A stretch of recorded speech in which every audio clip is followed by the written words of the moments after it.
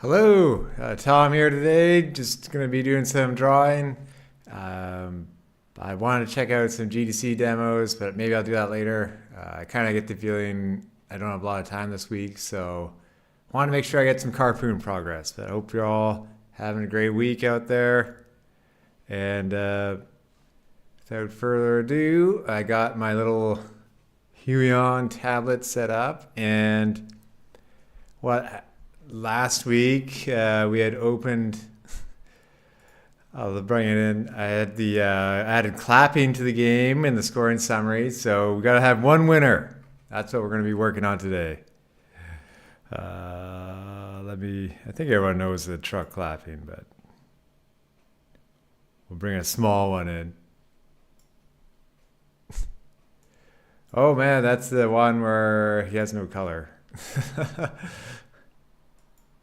Anyway, it's that's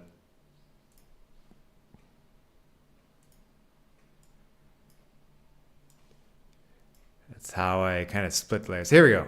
So the truck, similar to Smash Brothers, maybe inspired by it, but yeah, they clap in the scoring summary. Hey, Rudy, how are you doing today? I gotta draw the winner flex. That's good. Do you want to play that? Oh, hi, Jansen. How you doing? I'm doing okay right now. There's a lot of GDC, the Game Developer Conference demos, but today I wanted to do some drawing first. Maybe later on the weekend I'll play some of the demos. It takes a long time to kind of it's easy to get one game set up and play it. To get like 5 demos set up takes a lot of time. Some of them I played too. There's that, I think it's Mind Wave, a WarioWare one. That one I've been meaning to play. And but building relationships, I played that like a week ago at a local conference here in Tokyo, and that's out in the GDC Direct. They're doing well. GDC, we'll see. Yeah, maybe later. But no, Jansen, what games have you been playing lately? Have you been tackling more games like Castlevania lately? Or are you playing newer AAA titles? I think I bought 3 in the Steam sale the other day. I Am Your Beast, which I'd been meaning to play, Gimmick 2, and Frog Song, because of the art. So those are ones I'll be playing later.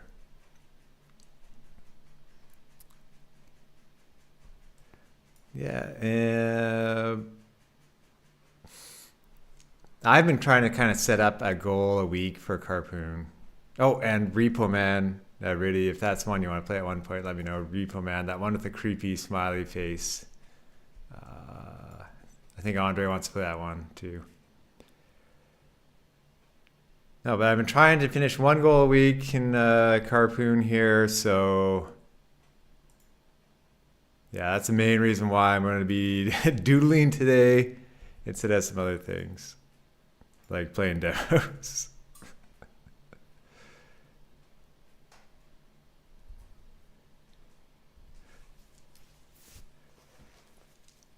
I'm in. So being in Japan right now, there will be cherry blossoms probably like within the next week. So I look forward to a lot of jogs and going out to see cherry blossoms like along rivers and stuff. That'll be neat.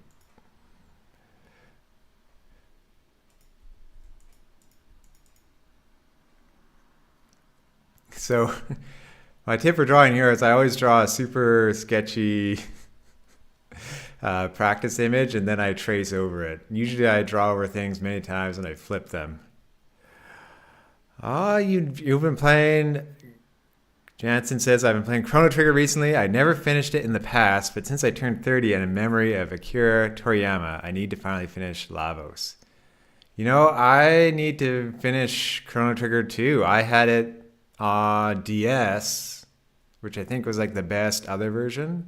I missed out on it in Super Nintendo, and I should have bought it at Super Nintendo even when it was expensive, like 15 years ago.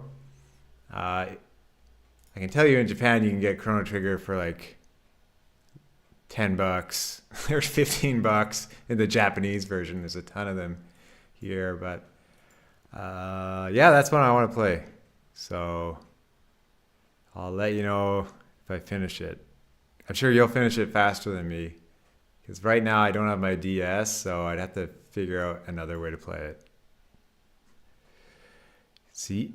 Yeah, you got the SNES and DS versions. SNES is way too expensive, yeah. So like it'd be cheaper for me to wait and get my DS again and play it that way. It's too bad it's not like a virtual console. Isn't it on Steam? It might be on Steam, but I think the port is inferior. I can bring up Steam quickly. Chrono Trigger. Well, it's $5, so that's not bad.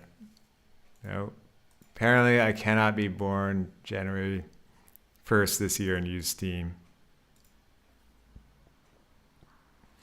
So, Jansen, didn't you see those like Square rumblings about it for Chrono Trigger, where they said like they want to do something in the future? Now, that might not be the same scale as Final Fantasy Rebirth.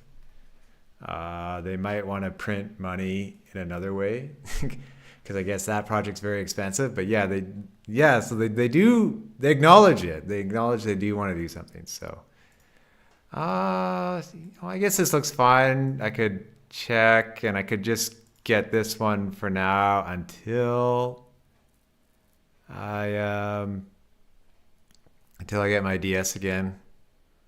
The fun thing about DS is like easy to bring anywhere, but yeah. All right, $5. Yeah, you can't complain. And that's Canadian. That's like $4 US. So on sale till March 24th. So great. No one wants a 3-part Chrono Trigger remake. I guess with Chrono Trigger and all the time traveling, they could really go crazy if they wanted to reboot parts of it. But I don't know. I don't think you'd want to tinker with it too much. Like if you just did the Mario RPG treatment, that would work. And Chrono Trigger is a shorter game than a Final Fantasy VII original. Yeah, that would make it easier on them for sure. I guess PlayStation RPGs were a little longer than some Super Nintendo ones. It gets tricky. It's an area that I should know more about. I know some, but I should be playing more of them. So no, that's a great idea. Chrono Trigger. Thank you. Yeah, because I think I played probably in the 10 to 15 hour range of Chrono Trigger. And then I had to return it back to Andre. I forget if that's the one where I erased his good save file and he was a little unhappy about that. But I did that on one of his games to make room for my own save file. It was like some 100% save. So you would want the remake to look similar to Dragon Quest 11 or Visions of Mana. Yeah, both of those would be excellent choices. Very faithful to Toriyama's art style.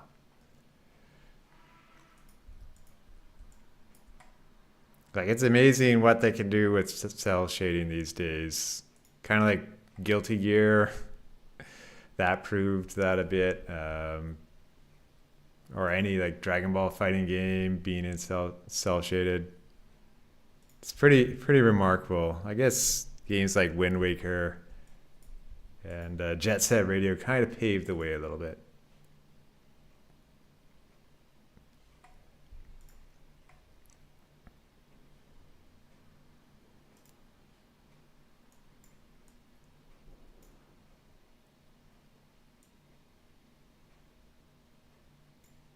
This is currently my quick hack to just draw in a different color to make it more obvious what's happening. With a pressure tablet, you can easily change the width.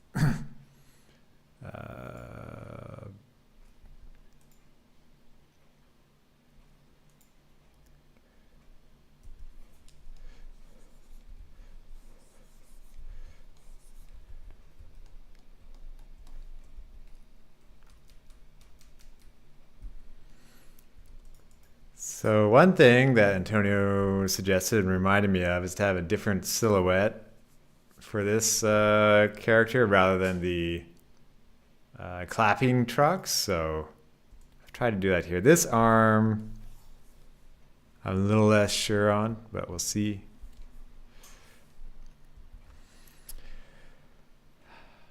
Okay, so Jensen, you say, also be respectful to Toriyama if Square hired Toyotaro, who draws all the art for Dragon Ball Super manga when Toriyama decided he wanted to take a backseat in the art department.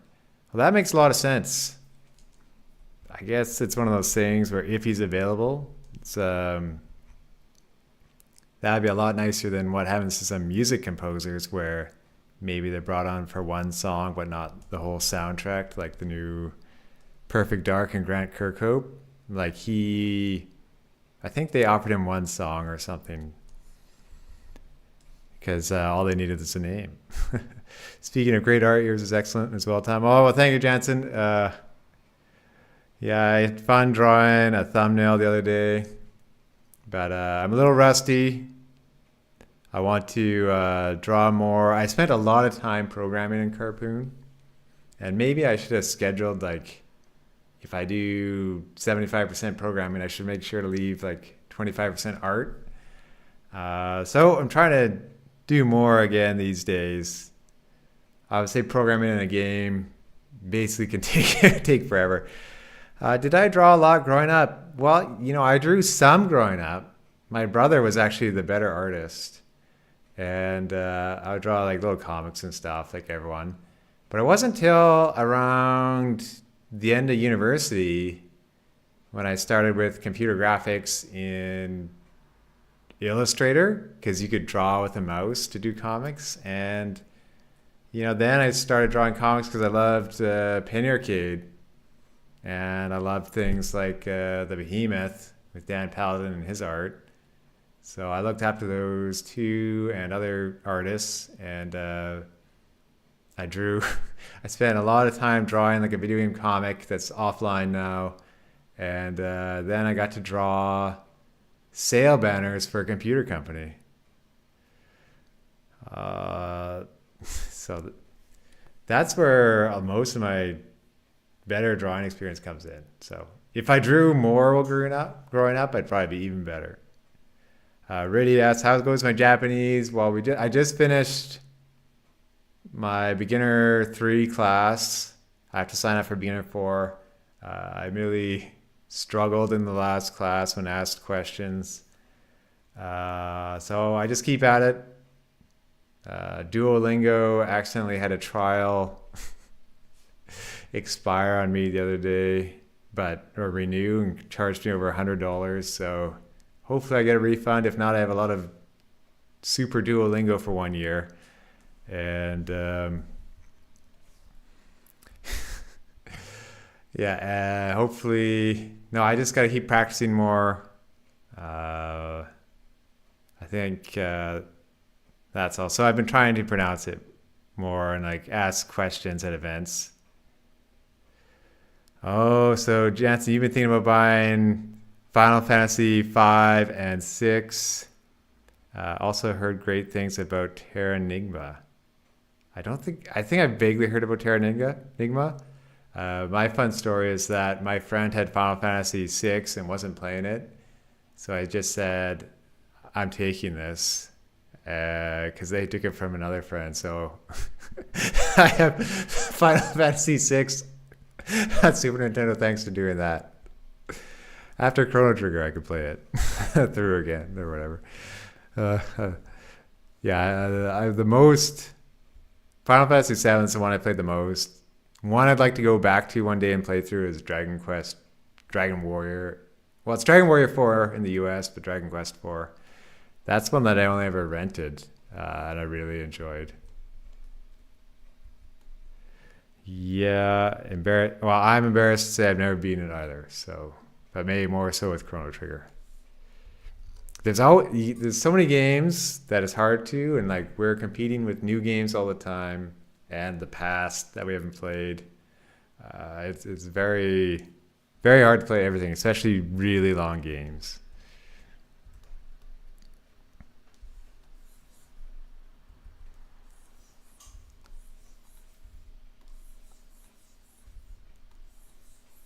It's like a lot of the Super Nintendo era I missed out until later because I just didn't have a Super Nintendo as a kid, and I kept playing Nintendo games and some PC games.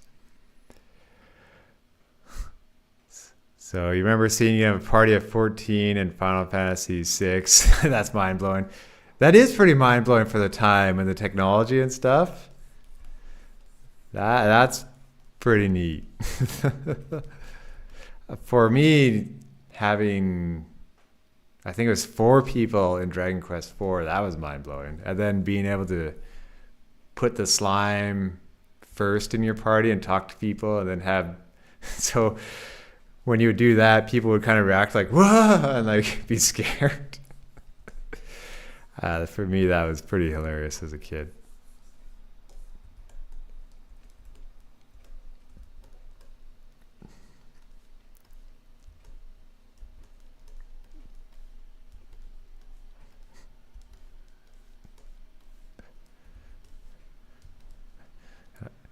I'll say I'm not on Twitter as much now. I'll check sometimes, but I'm more on Blue Sky these days. But and Jansen says it's so hard to play more than 2 hours of games nowadays. A job, wife, and kids really takes up 95% of my days. Well, Jansen, I'm impressed you can play any games at all. I know some of my friends with kids, they can play games kind of like when they're just having to be at home looking after everybody, and like they're just kind of running around. They just, get to play on the couch or whatever and be there if needed. I find for new games, I find I have to play them earlier in the day. Like I prefer to play games at the end of the day, but if it's a new game, like my brain will be like, no, I can't do it. So, yeah, and I just have my wife here, so I don't have the kids part to deal about even. So, okay. Oh, really? Thank you for this cheer. I thought this would be a funny over the top one, like a flex. He can be doing anything. Like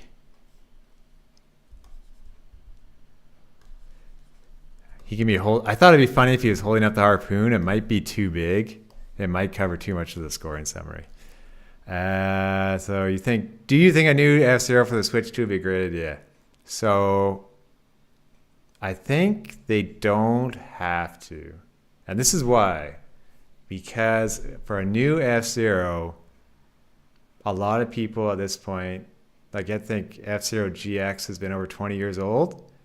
They can bring F-Zero GX online. And if they get the number of cars up to like, let's say even if it was 30 people online, like some big number, because I think there were 40 cars in it. Like if you had every single one of those cars playable online, I think that would be enough of a selling point to do it. And it already looks great. You could tweak it a bit easily and probably make it look good. They could probably just do that, include the AX tracks without a cheat code or whatever, because like they had the arcade tracks in it too. Do that, and I think that'll be enough to like quickly make a game. I don't know if they can work with Sega on it still, or they'd have to port it. But just do that, and I think everyone's happy. And maybe even like add in a new cup or two, or like you don't have to do a track editor. It would be super cool though. Stuff like that would be neat. Yeah. Yeah, and F-Zero 99 is still quite peak. You could do F-Zero 99 with newer graphics too, maybe. That could be another possible option.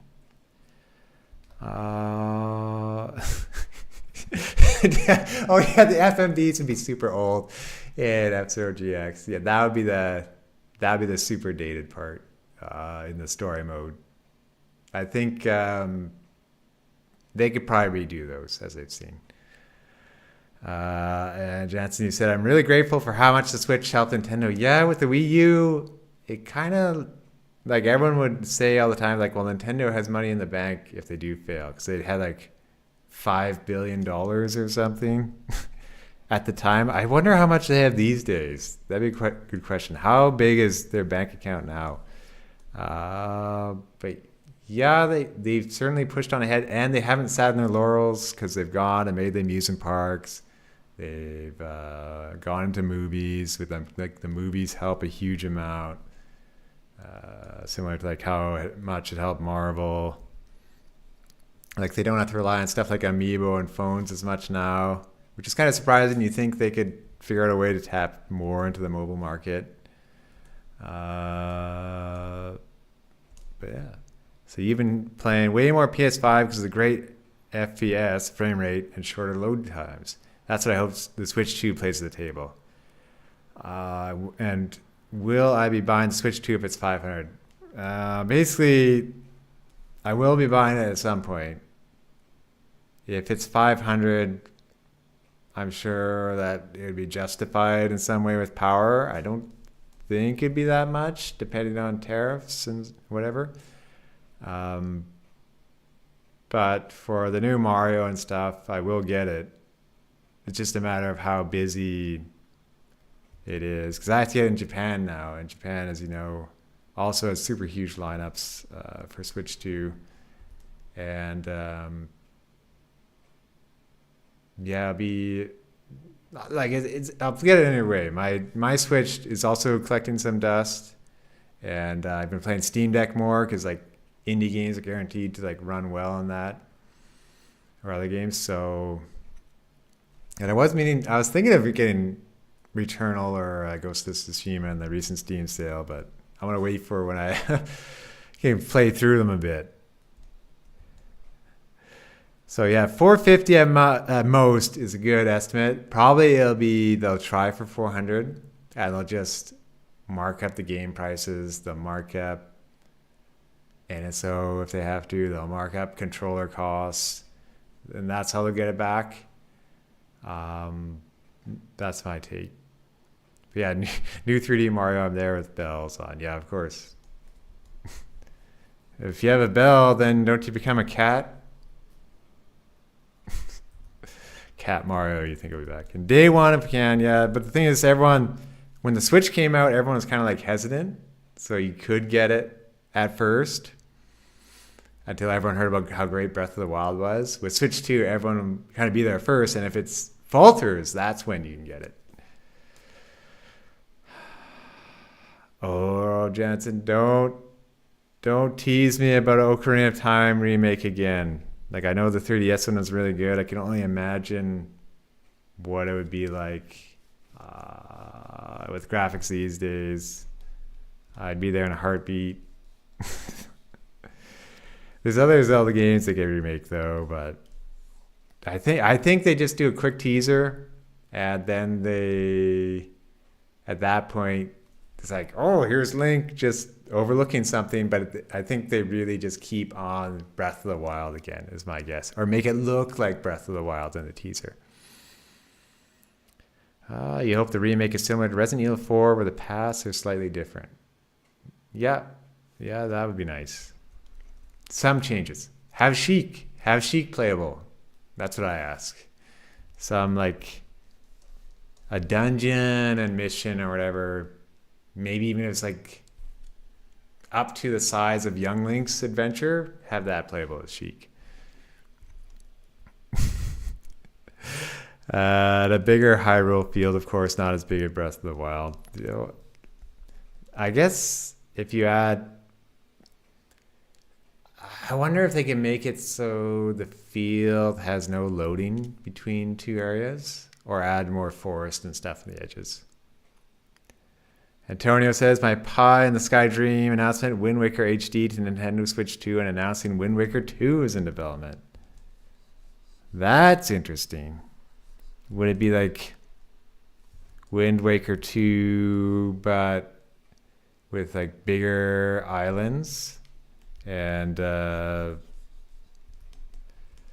maybe like more stuff to do in the ocean? That'd be sweet.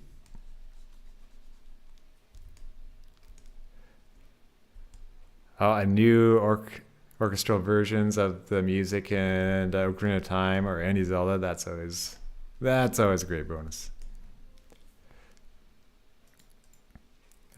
Something quick we'll draw in here. It's always good to flip your image. You can kind of see where faults are, especially with the eyes. You can see the eyes are kind of funny. Oh, this is where Photoshop goes. I won't move for you. Okay, yeah. Kokori Forest and Hyrule Field. Yeah, if you only had to do a couple, those would be excellent choices.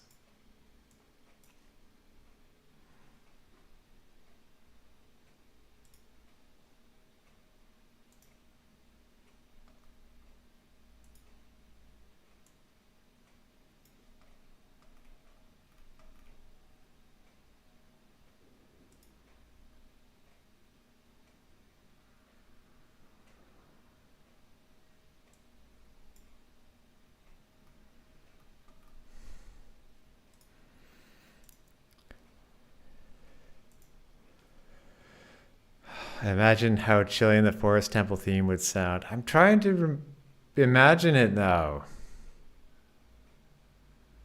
It's that one I would always get to again. And like if I were to replay Forest Temple, that's about where I get to. And then maybe I stop again. But so I should know it. Like easy. And thank you, Jansen. This is Photoshop right now going, oh, your window won't open anymore. I want to... Sometimes like Photoshop will do that and I have to just create a new one again.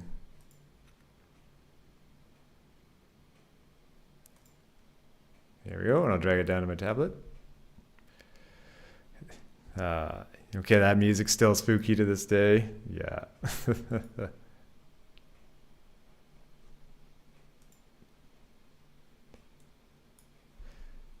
The Forest Temple, so that's the one, like the first one is Adult Link, right? And that's the one that had the super cool effect where the tunnel would kind of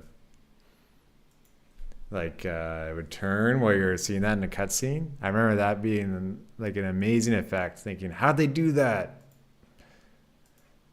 And Photoshop's being a little picky right now. I'm gonna just reboot it. You have to reboot everything. That's always the solution. It's where you get the fairy bow. Yeah. Well, I remember it was sad because of Saria and like seeing her dead. Like she's the first person you see dead. So yeah, that's kind of moving. Yeah, Fire Temple is a bit... It's brighter in a way, but it is intimidating. Seeing that giant bridge up top and like, how do I get there? And the boss and stuff.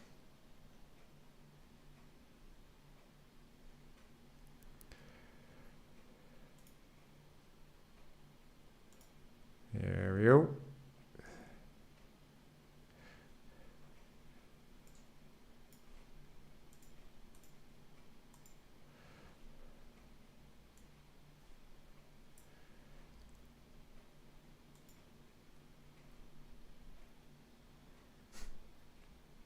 Mido apologizes to Link for being so mean to him if he exhausts all his dialogue. Yeah, I kind of remember that. There's so many little things in that game. That's like one of the games I explored the most. Uh, like in terms of a Nintendo games. Like I kind of miss being able to do that, if you know what I mean. Like just know a game inside and out. Like I'm sure that there's still that sort of thing for some games, but I don't get the chance to do that as often now. Came pretty close. Like, well, the closest I came to that last year was Dark Souls, having repeat areas and stuff. But then I know you can play it many more times with many more classes. So even then, it's not close.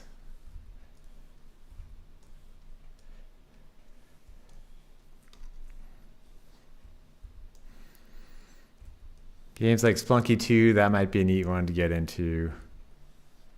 But still enjoying UFO 50. Which UFO 50 is a Switch 2 launch title. It'd be super nice for people who don't have a PC.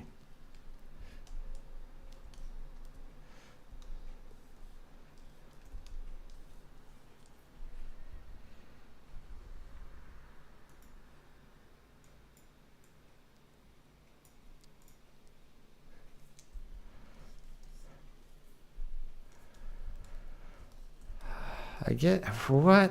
Trying to think. I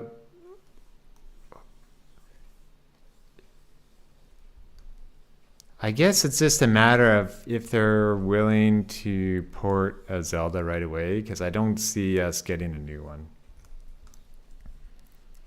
And like I could see them porting Breath of the Wild, but and like high resolution or whatever. But I feel like they'd be better off with an older one.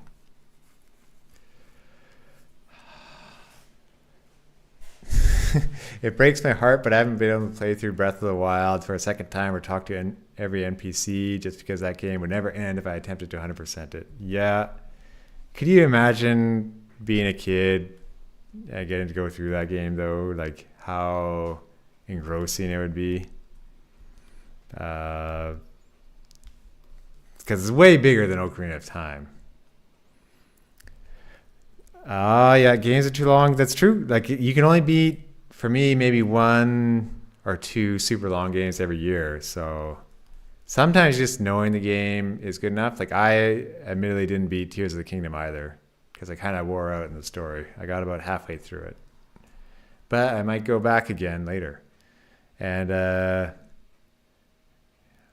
okay, so Rady says, I want shorter games. Yes, sometimes shorter games are nice just to have, but I think people like crafty building games.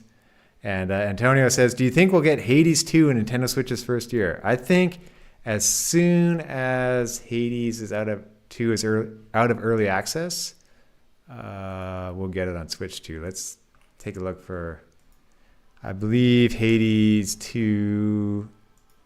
Let's see if it's still early access. Yeah, as soon as it's not early access, we'll get it on Hades 2 and Switch 2. I haven't bought it yet because, but I'll get it at some point.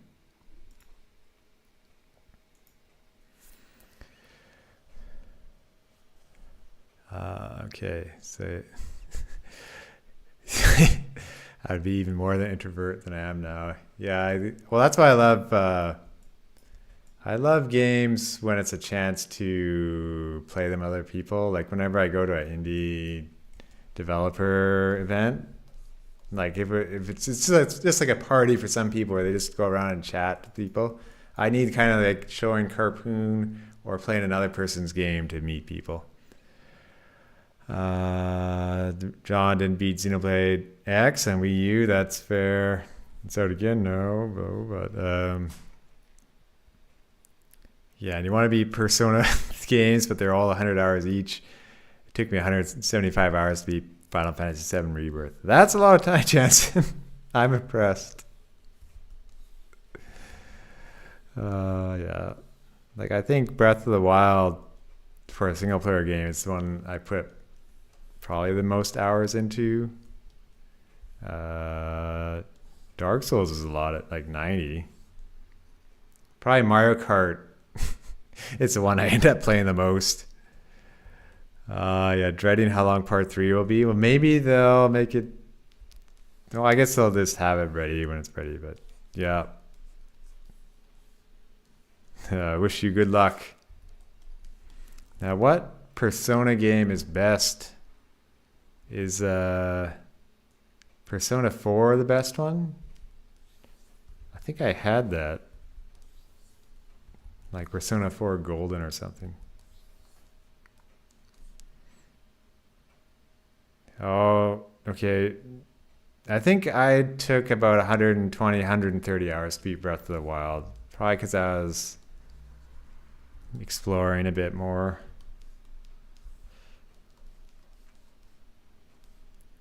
Yeah, most people say Persona 4 Golden is the best. Okay, yeah. So I was on the right track there. I just love all the style of Persona. It's always fun to make thumbnails for. Like, I was already impressed from what I played in Shin Megami Tensei 3, so...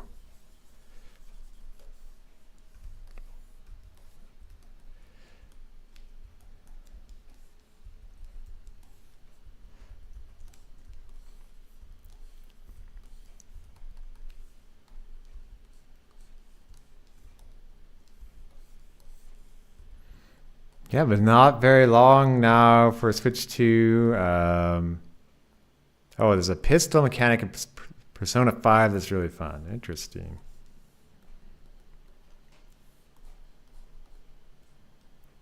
I think we've already like hyped up several hundred hours of potential games to play, but so that's kind of like part of the problem. Everybody play Carpoon though when it's out. No, just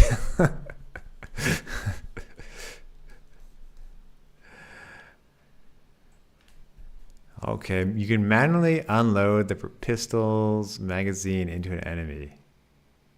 Like shooting it or using the magazine as a weapon?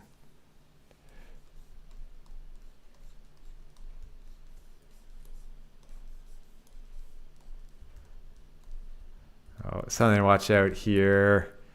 When doodling away, in design, like this part here where it kind of overlaps funny, you'd want it either above with enough gap or behind to avoid kind of that weird intersection. Kind of looks like an eyebrow if you did it. No worries, Jetson. It's fun to talk. I'll be excited about games. I will say if there's Chrono Trigger, I'll probably latch onto that as the one to go back to and play. So I was thinking about an RPG like that or Earthbound. Because I beat Mother 3, but I didn't beat that. I hope your game gets a port onto Switch 2. Well, that would be nice. I guess it depends on the Switch 1's power and how much performance I would have to do on Carpoon. I remember I was talking to one guy showing off a game. He's like, "Is it Switch?" And it's like, "Well, I don't know." And he was a publisher, so maybe if I get a publisher to port it over, that would be the way to do it. Well, Switch 1 dead, all hail Switch 2. But yeah, but any indie game can just come out on both, if possible. I think a lot will try, but if they're having too much trouble, they just go on Switch 2.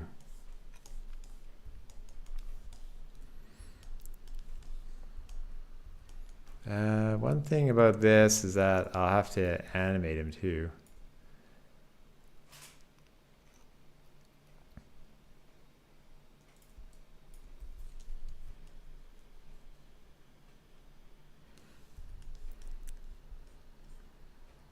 I'm kind of curious if we'll get a new Res-like game on Switch 2 because of how Andy Robinson did an anniversary thing for Res, but I don't remember reading it. So it's like, is he saving it for an announcement?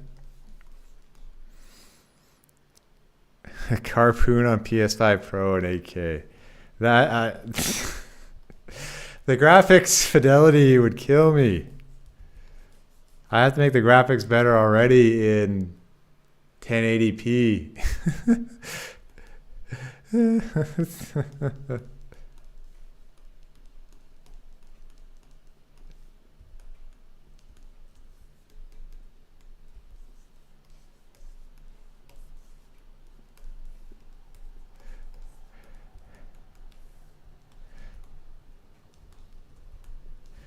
The fun part about porting though, it's like I guess it was worth the time to get more sales, but then the downside of it stopping me from making new games.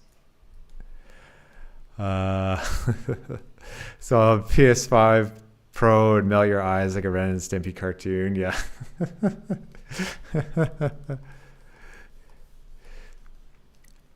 I'd run into the thing though. I'd probably have to change it to vector cartoon art. That's what I have to do, like the Behemoth. They are remastering all their old games into vectors that just scale automatically. So they're like future-proofing their games for higher and higher resolutions. That is something Carpoon doesn't have right now, unfortunately. It's a bit easier for them because they made it in Flash. But speaking of that, I do look forward to their Painter's Paradise DLC where you can mod Castle Crashers, like adding mod support to a 17-year-old game. That's pretty funny. I think I'll have a lot of fun doing that.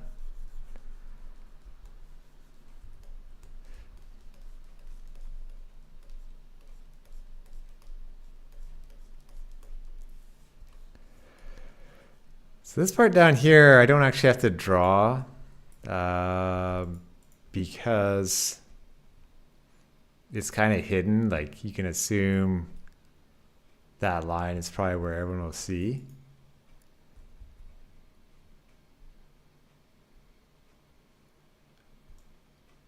But just having it for art is kind of nice. Maybe I'll make it the image a bit taller. Oh, but thank you everyone for coming by today. Being in the Japan time zone, it's like this is technically still 1:25 for me. So I just try to do a few tasks in the morning. And then, well, not 1:25 in the morning, 1:25 in the afternoon, and then get started.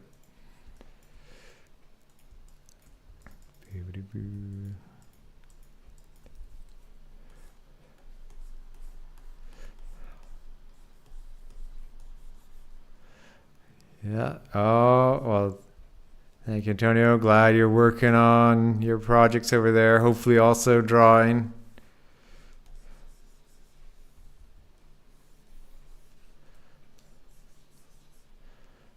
Yeah, I'm in Japan now.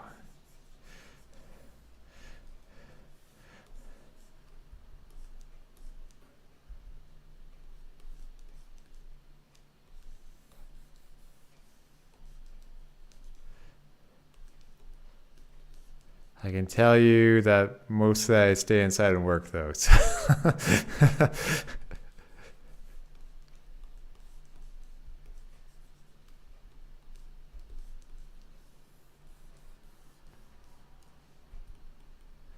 oh, this is. I got one wheel too small because of the bottom. That.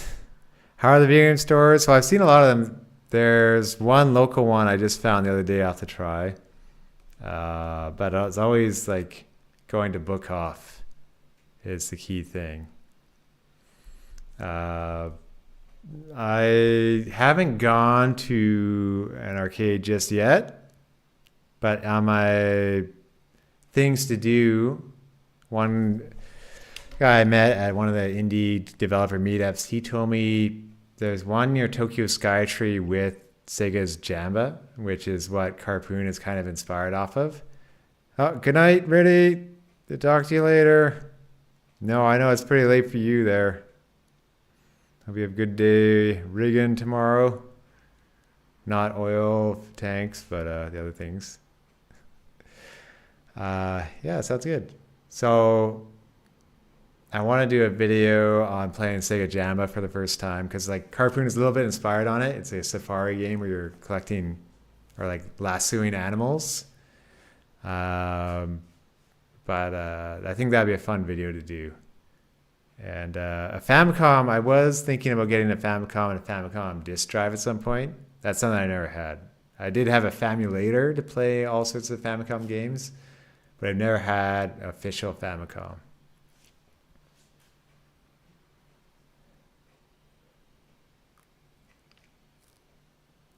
Like I think lately I was kind of moving towards trying games on Japanese N64 because some of them are a bit different, or like how Mario 64 has rumble support. But when I was moving, I had too much stuff, so I also want to be careful not to get too many things. You always wanted to try the Zelda microphone function on Famicom. Well, that's a good point. Get an original controller, try that. What did that do again exactly? Did it move the raft? Or did it scare? It scared like an enemy that had a weird message in English, I recall.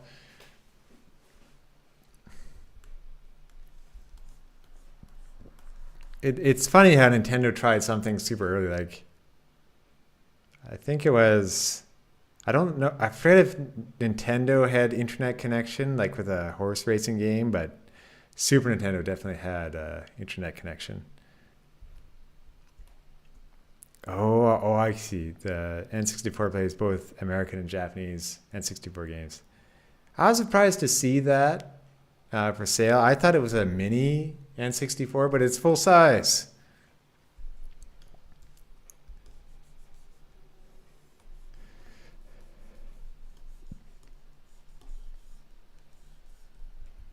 Let's see, maybe this doesn't make any sense for the axle to come out here because it should be like going under, but maybe I'll do it there. Yeah, the orange. Oh.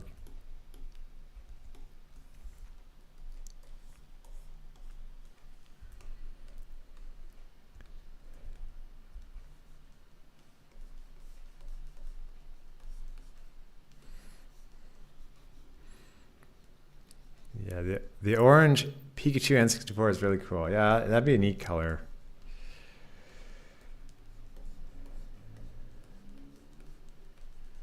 But yeah, I'd probably just mod one of my two N64s just to play Japanese games. And there's also the analog 64 coming out in, when's it coming out? It's coming out August or July now. It was just announced they delayed it. That'd also be a really good way to play N64 games. So this part's so weird. I might need more space. Right now I just have two regular original N64s. Like I had one that I got around the time of Mario Kart 64, and my friend gave me one of his. So they're both just North American ones, but you can make it wider to play Japanese games. You kind of just like, I forget what it is. You kind of like remove some clip or something. It's pretty similar. I think it's so cool you kept your GameCube souvenirs from E3 2001. Yeah, I kept some of them. I admittedly had to give away the bag when I moved. I was like, I kept this bag for nearly 25 years. And I didn't want to give it away, but I kept some of the other little things. Like I still have the Game Boy Advance. They had the Game Boy Advance cases they're giving away then. Those are neat. So for me, in a way, it's like nice to have a reset on stuff, but I still have some of it.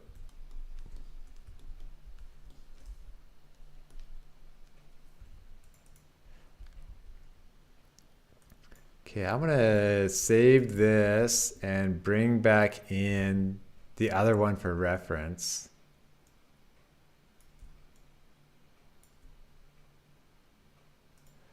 Let's see.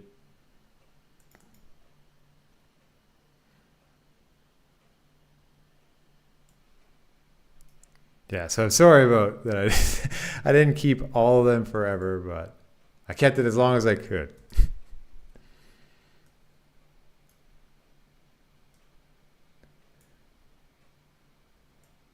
It still hurts me that I didn't win a Wavebird from that E3, losing in Mario Party.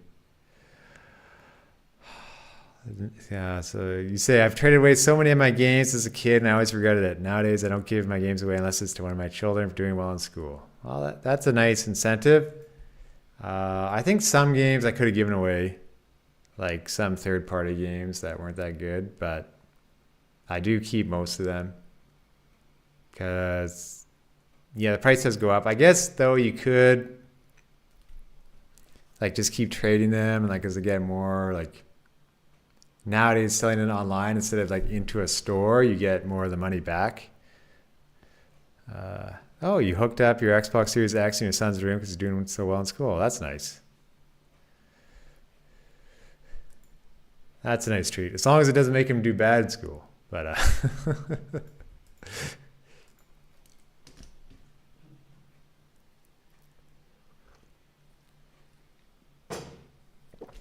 like I think there is also an argument where you could like play through a game and beat it, and then trade it in and use that money to buy another game. You could go through that way too. Oh, he's 8. Well, that's pretty sweet to have an Xbox Series 8X being 8 years old.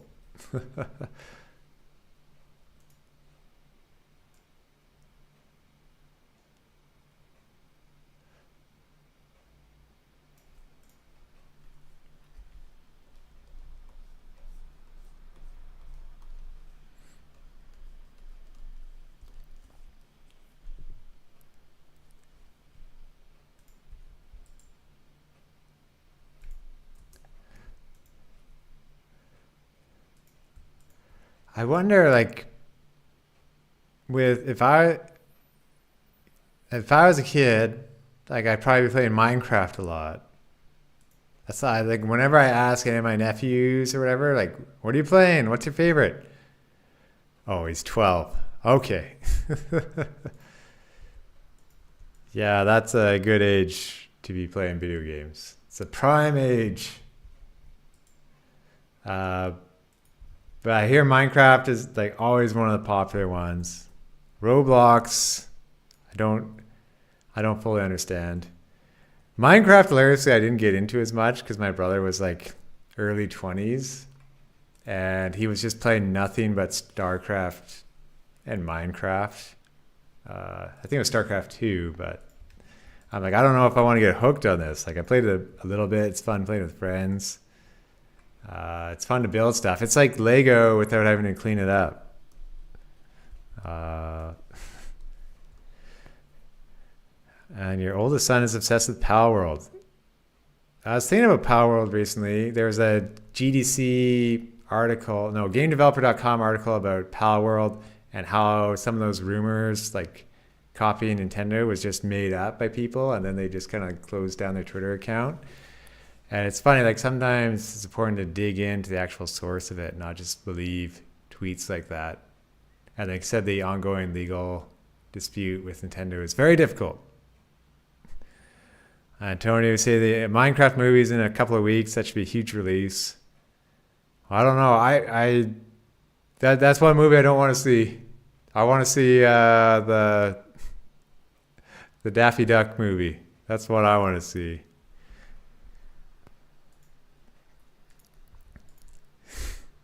I get, but you're right though. It's like Minecraft being one of the most popular video games. I'm sure people will see it regardless.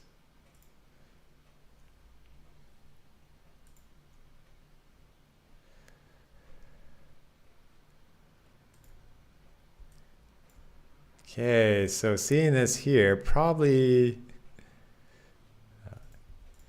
yeah, of course, it's not just because it's your movie too. It's like, it seems like that new Daffy Duck one seems like a really neat idea, and just seeing that 2D animation, and it's nice.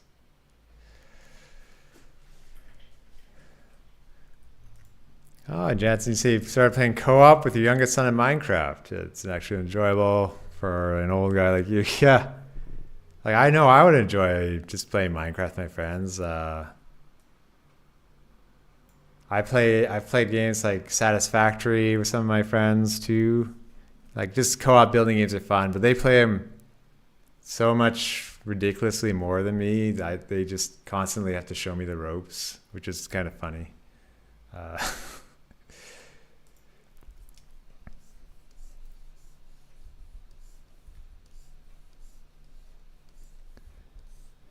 they did stuff like build a computer essentially in Minecraft, like a self-sustaining factory just to keep building resources.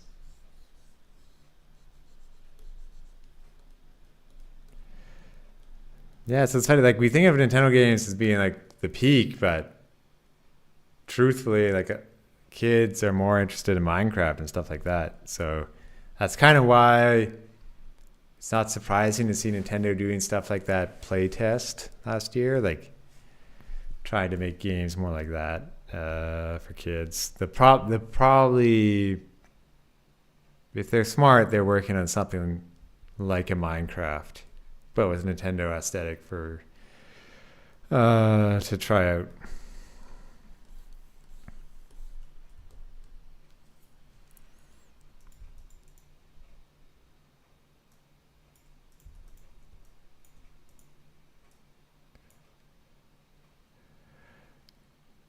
Yeah, you see the appeal. You couldn't play it solo. Oh, but he likes to play great platformers like Astrobot too. So proud of him. Oh, that's nice. I had the chance to play Astrobot at a friend's house up until the one where you shrink down. They let me play it up until that point. I was pretty impressed by the level of polish in Astrobot. And the boss fight I got to do, that was a neat boss fight with the gorilla on top of the skyscrapers. Like, boss fights aren't easy, and everything was so neat and over the top. Your 6-year-old loves Mega Man, like, and not just the year 20XX. Uh, Mega Man, that's a tough game. I could see that. I could see kids not having patience for any of the Mega Mans, especially if you're talking about Mega Man 1. Uh, that's cool.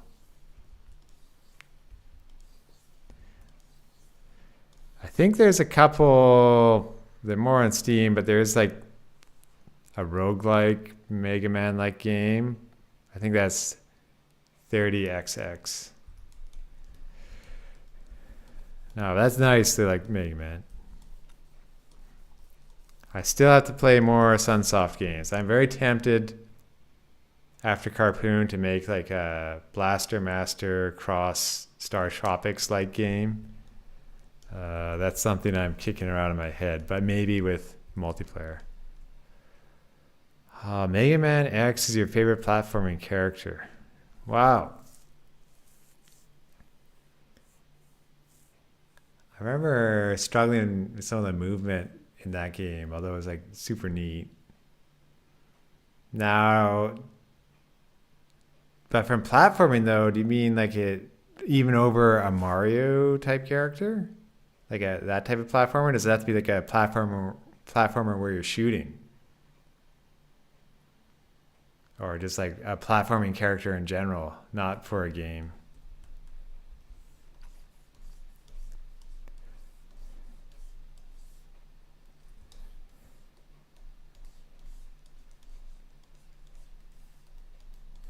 From a character design, okay. Um, no, that was a great design.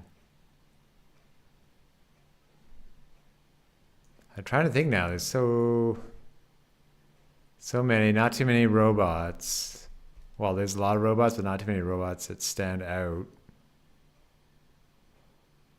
Man, that's tough.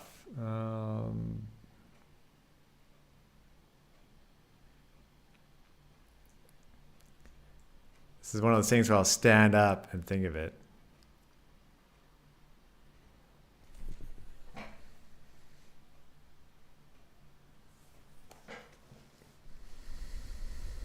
Platforming. I don't know. I still have Blaster Master on the mind, but the design wasn't the best. There's a lot of newer indie designs too. It depends, like if you're talking like it can be a newer game or older ones. I'll get back to you that. I'll think about that in a second and get back to you. But have I ever played Sunset Riders? I might have played it once. It's not coming to mind though, so let me take a quick look at Sunset Riders and bring it up.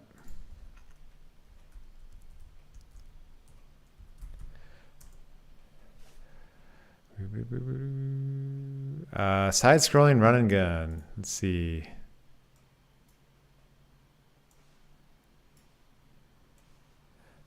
And it's by Konami, so no, I never played this. Okay, it's on Arcade Archives. Oh, Super Nintendo. That's why.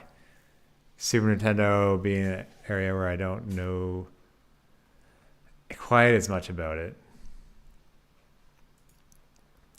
Oh, neat train scene. No. Do you recommend this one?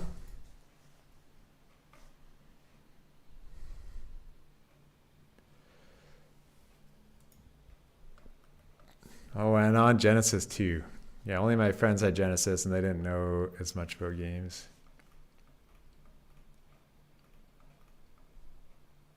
Looks like a lot of playable characters.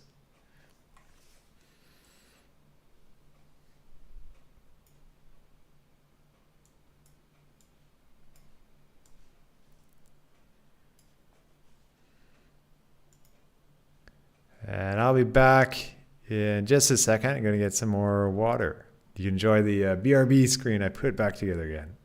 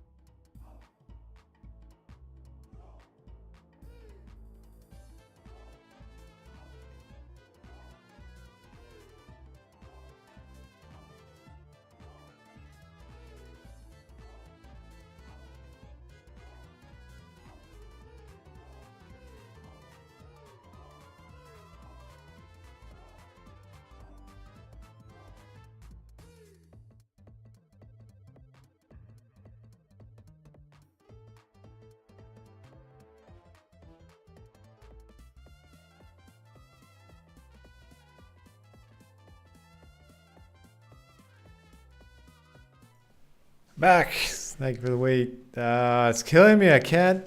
Oh, It's unfortunately very expensive now, Sunset Riders. Well, Sunset Riders Arcade Archives, that could be a cheaper way to play it. Much like the $5 Chrono Trigger on Steam earlier.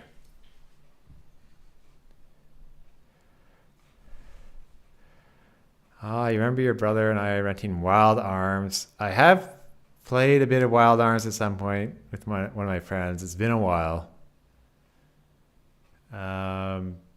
There's one called Pocky and Rocky, and UFO 50 kind of had a remake of it. I had a lot of fun playing that. More of a top-down, but running around kind of like Zelda type fake, like side 2D, but it's top-down 2D. That's a good one too. But Wild Arms, isn't that made by Treasure? If I remember correctly, Treasure's done tons of great things like Sin and Punishment.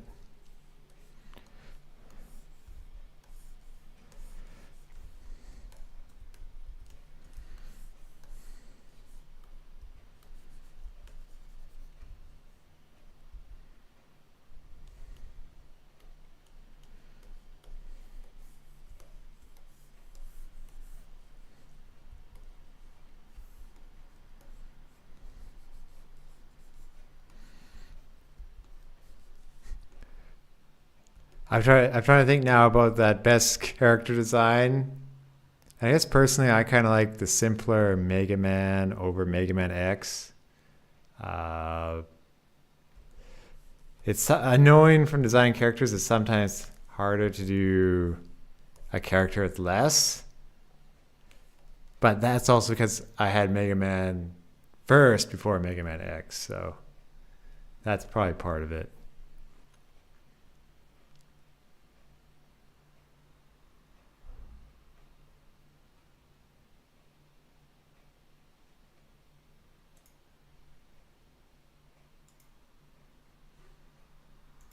Yeah, trying Mega Man. Like, there's a reason Mega Man is in Smash Brothers. His design is so iconic.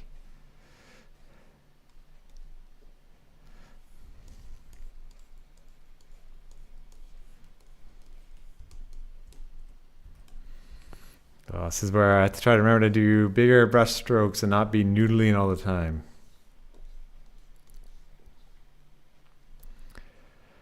Okay, oh, you're thinking about Wild Guns. That yeah, it's so many wild games.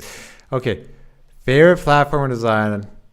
It's pretty easy, but just because of how ridiculous it is, Banjo Kazooie with Kazooie in the backpack. Just the creativity there. That's I was hoping I'd come up with some like super niche one, but Banjo Kazooie. Maybe it's a little later, being on N64, but just the characters and stuff being hilarious. Which is also a design in Smash Brothers. So yeah, what I want to watch it. It's like if I go to my Steam library and type the word wild. Let's see what happens if I have a bunch. Outer Wilds. I guess Outer Wilds is the only one. If I search Wild in Steam, Monster Hunter Wilds, it's probably kind of endless. Just such a common word. So Croc always looked like a rare character to me. Well, I think that's probably because it was made by Argonaut Software, and they're both from Britain. So probably that's where some of that comes from.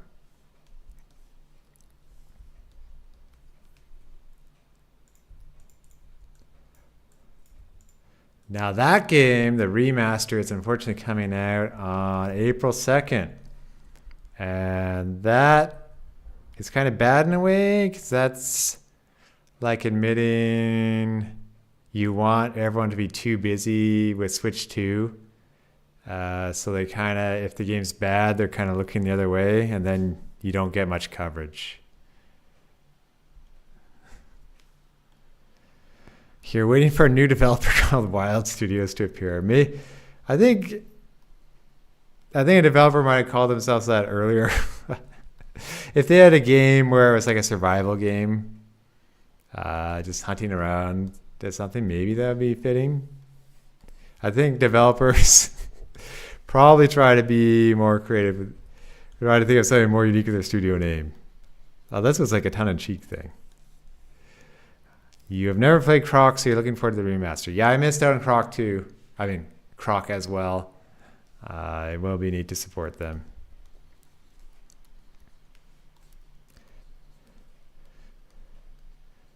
Yeah, it's like a neat piece of history to come out. It's so funny when Andre interviewed them, they lost the source code, like they couldn't find it in their house. And one fan had had been working on remastering it and gave them like the code they had from the original.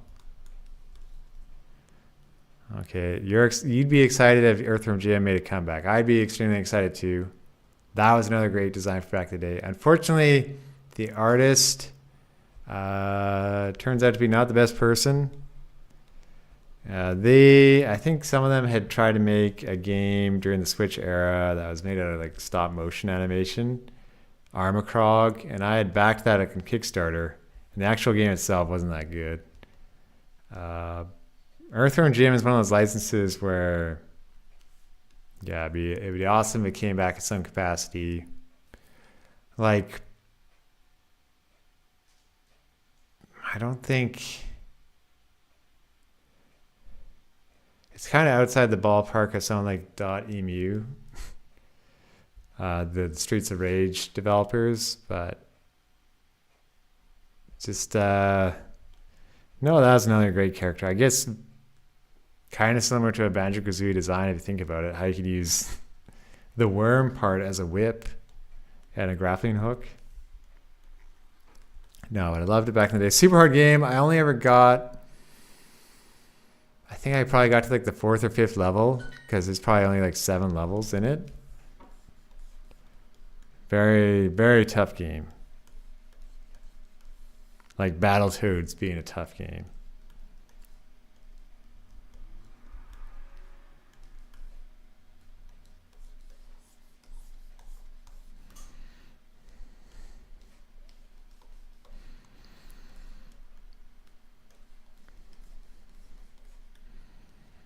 And last week, another comeback. So we have Star Fox Spiritual Successor coming from Chuhai Labs, with Giles Goddard being one of the people who worked on the original Star Fox. That's one that we're getting soon. Oh, you were such a big Earthworm Jim fan as a child that you begged your grandma for an Earthworm Jim action figure you saw at Kmart. I remember Kmart. No, you're not that ancient. You're younger than me, so I think I was a teenager when I was playing Earthworm Jim.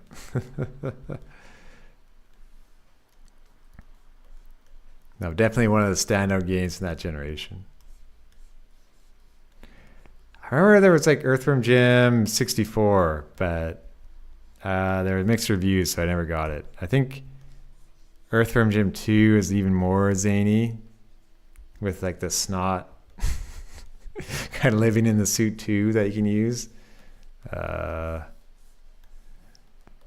I forget what happened to the license for it.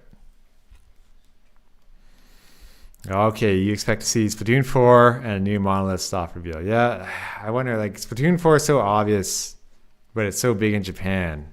So do you have to, like, make sure people know, like, hey, Splatoon 4 on the way? Or, like, do you almost even just do multiplayer only Splatoon 4 and don't worry about single player? Like, you could do that. Yeah, but Monolith Soft, another extremely proficient development studio. Yeah, it's probably something for them too. I think I read somewhere recently they only have like 250 employees. I don't know if that means they do a lot of, like, they outsource to a lot of contractors as well, but it's like Nintendo's favorite company just to shove work to. Sniffer Clips 2, that'd be nice, but they just did, I reviewed it, I should know it. They did the Resident Evil 1 with PlayStation 1 graphics. They did that last year, and there's only two brothers. And they're working on the new Tangle Tower right now. They could probably pull off a Snipperclips too, but I think they're busy with other projects. Any type of developer, if Nintendo had any kind of indie developer collaborations, that'd be nice to see again.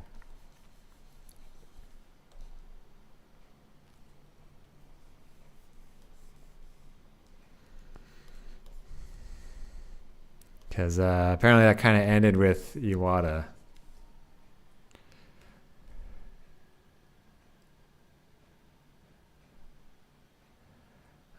Did you see where somebody said the next Metroid Prime 4 trailer is going to be the most mind-blowing thing? I didn't see that anywhere. I think I saw Jeff Grubb talking about it a bit. I haven't seen Joey talk about it because Joey's busy probably with his newborn baby, who named Zelda, not Samus.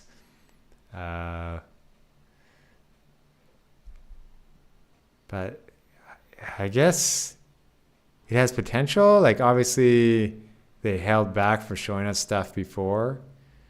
Because what we saw before is very much just like Metroid Prime 1. Just those huge environments, seeing those again. I want to see how big the environments are, how open it is.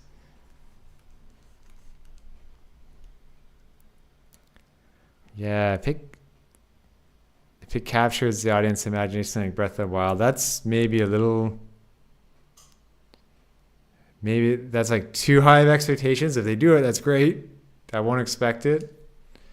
But just having a new world that can be explored. Now, there was that time traveling rumor, though, where we'll be revisiting areas, maybe seeing them change over time.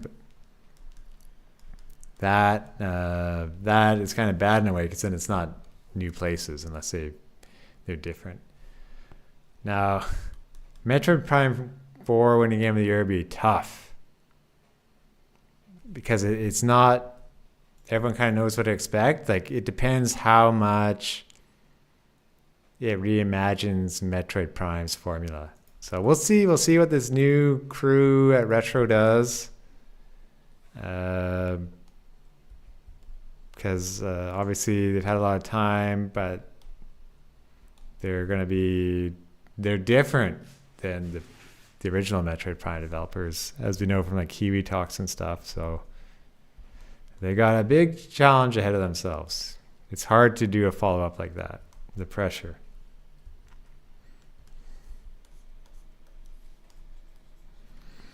Okay, I think, let's see here, probably it has to go down around here.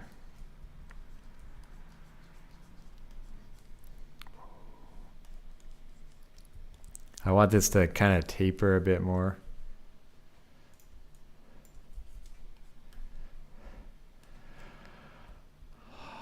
Oh, with how much praise Metroid Prime originally received, you surprised it didn't win Game of the Year in 2002. Prince of Persia: Sands of Time won it that year. Yeah, that Sands of Time was really cool with the rewind mechanic. I guess that's something people didn't see originally. And the amount of cinematic storytelling it had. Metroid Prime had a lot of scanning. So I think everyone was mind blown, though, that a Metroid actually worked as a first-person shooter. I remember people thinking Metroid being a first-person shooter is super dumb. And no, this will never work. I'm also glad I didn't shake my hand with coffee in it too much while saying that, because I would have coffee all over myself right now.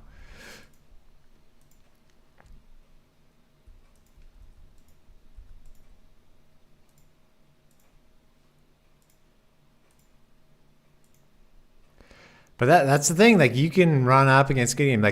Resident Evil 4 did not win Game of the Year. And I cannot tell you what game actually did win Game of the Year that year. Even though we've talked about Resident Evil 4 since then. And that is partially because Resident Evil 4 was right at the beginning of the year. I think that's kind of around the time of Okami. Halo 2. Yeah, Halo 2. That'll partially do it. I at my work at the time, being a computer company, we were selling Halo 2. We actually brought in some video games, and I got to take it home early and play it like before people. That was kind of neat. Probably also something I shouldn't do, but I think the product manager there or whatever let me have it and buy it in advance. So I remember like staying up to 3 a.m. playing through the story.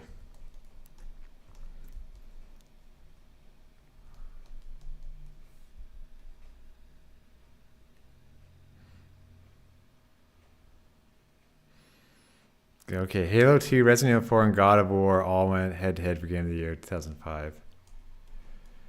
Wow, that's a pretty stacked year. Yeah. Well, it's kind of like 2017, right? Like, sometimes you get that where just a whole bunch of new stuff comes out in one year. Like, what year was Metal Gear Solid 3? I guess that might have been a bit later. Metal Gear Solid 2, similar time. So the problem I find now is everything is kind of slower because games take longer. So, which is good because there's already too many games, but it's not the same amount of innovation. Okay, Metal Gear Solid 3 shortly before Halo 4. Yeah, that's a quick. Yeah, Halo 2. I'm like, what's going on there?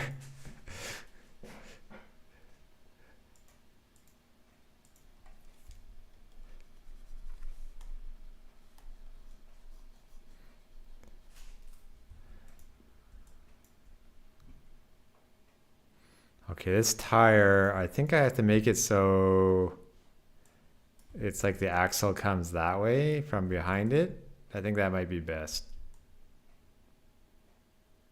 Because otherwise it's like the axle looping around. That makes no sense.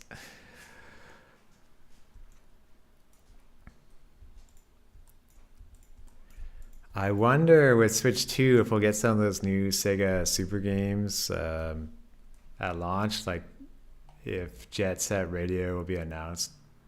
It kind of was announced, but like showing off more. Like they did the quick teaser reel. But there is like the Golden Axe and stuff, which isn't as exciting. I would love if Bandai Namco wasn't just focused on Tekken and brought out a new Soul Calibur with Switch 2. Lots of things.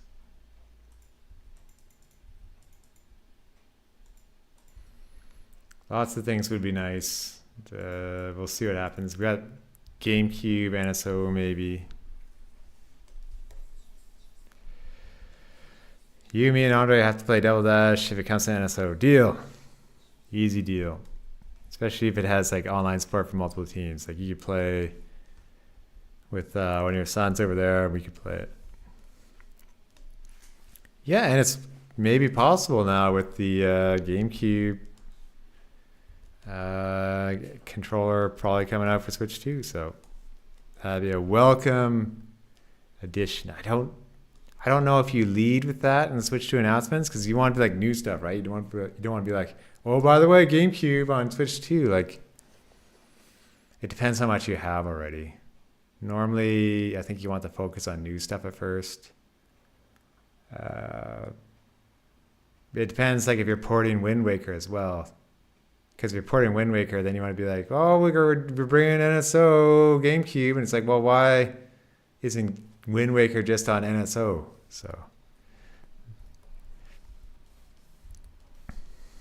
or that F-Zero GX, but if F-Zero GX is on NSO, that also only means 4 players. Unless they had some huge exception. Because of the speed sale. Oh. Yeah, it's like based off the Wii U Wii U update. So sad my Wii U gamepad left analog stick started screwing up. Because I was the only one of my friends with a Wii U, and I would shove it in my backpack and bring it to friends' houses.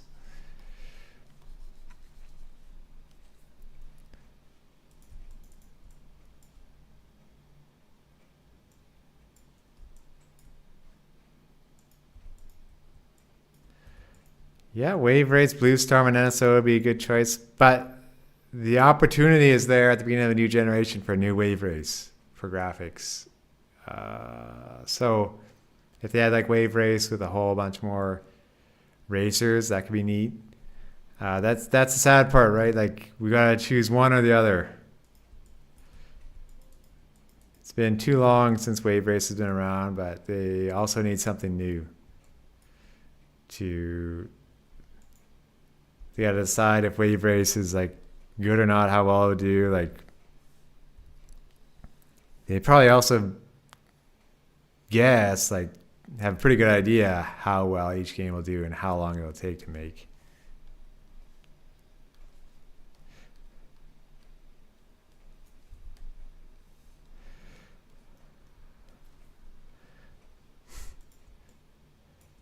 I'd be excited too.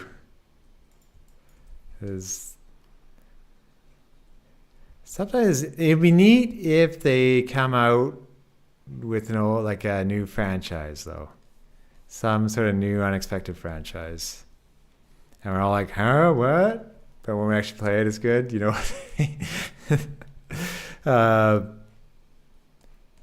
It's a trade-off always. Most of the time, they just use one of the existing franchises, even if the gameplay is new. Oh, this bumper I think has to go up. Rogue Squadron 2 on NSO would make me jump up and down. I think I only had the first Rogue Squadron, although I know 2 is good. I wonder how the licensing would work on that, because Factor 5 doesn't really exist. I forget. I guess maybe LucasArts still has part of that, so that's kind of like a Disney thing. So maybe it's possible.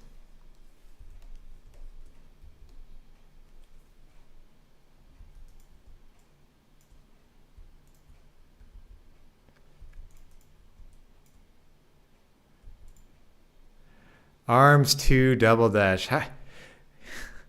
It's like competing with a second person with like another pair of arms, like for extra length.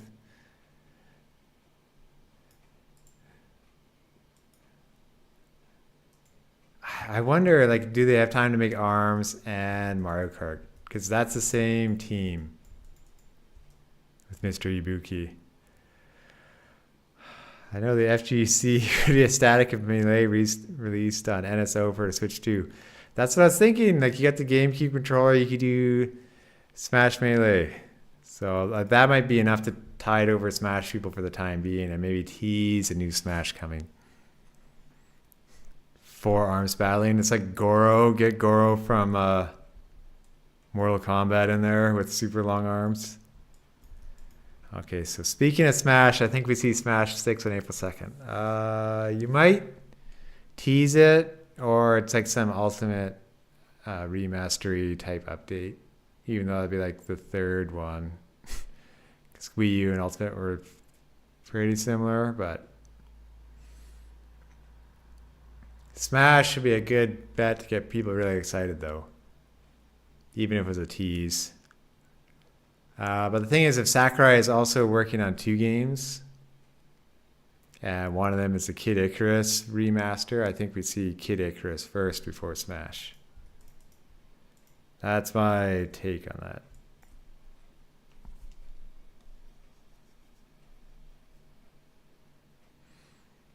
Oh yeah, I wanted Resident Evil in Smash Ultimate as well. Probably nowadays you'd think that you'd get Monster Hunter from Capcom ahead of that. It's possible. It's possible for Resident Evil, but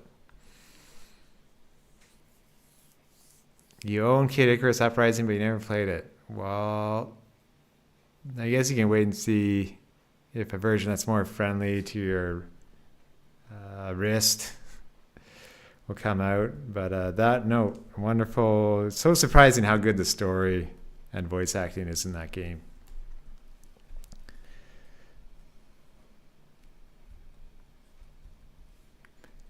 It's just the flying sections are definitely better than the on-foot sections. But the flying sections, I think, take a lot more work. I have gorilla hands, so that game would destroy me, yeah.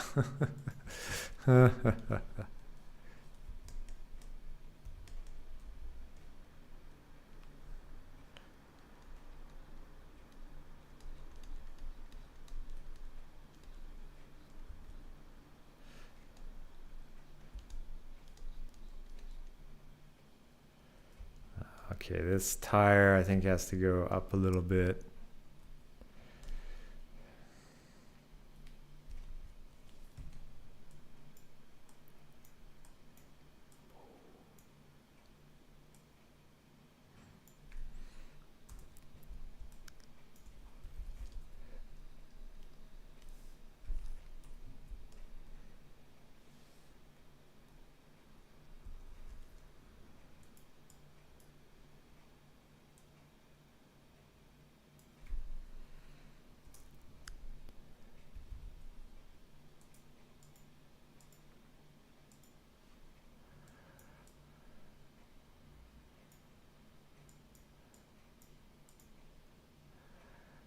Oh, come up with an art book for Carpoon. It really looks excellent. Well, thank you, Jansen. One thing I could do, if I finish things up and have time before launch or add it, I saw when I bought Frog Song, it had an added thing for the art.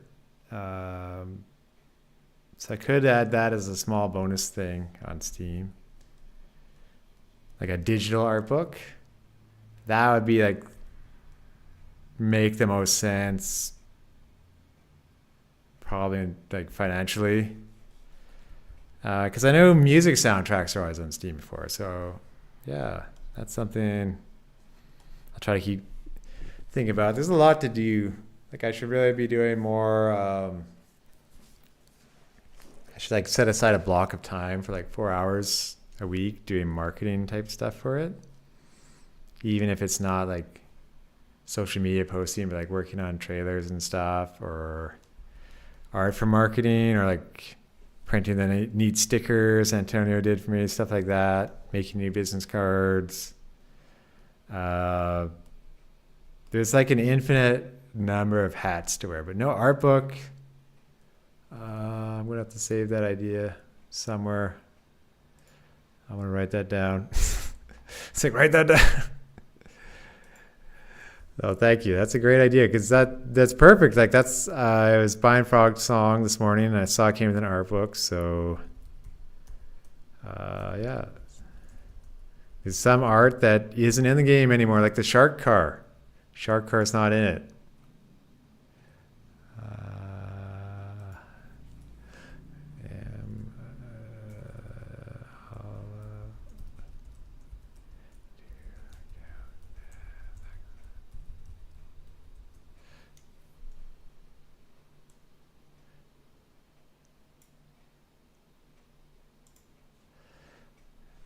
Oh, that's a wonderful idea.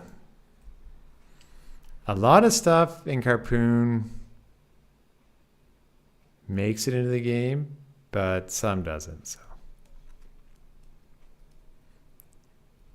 I can show the horrible top-down prototype art. I was thinking that'd be a fun video at some point to go through the different versions of Carpoon. It's a comparison.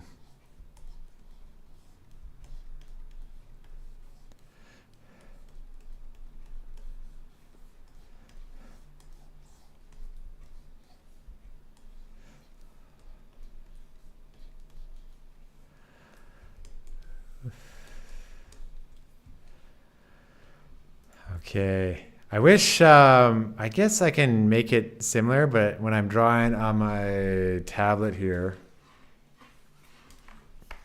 it doesn't, you can make it so it kind of also has the monitor zoom in and out. Maybe it'll be better in OBS if I do that. I'll try that for a bit.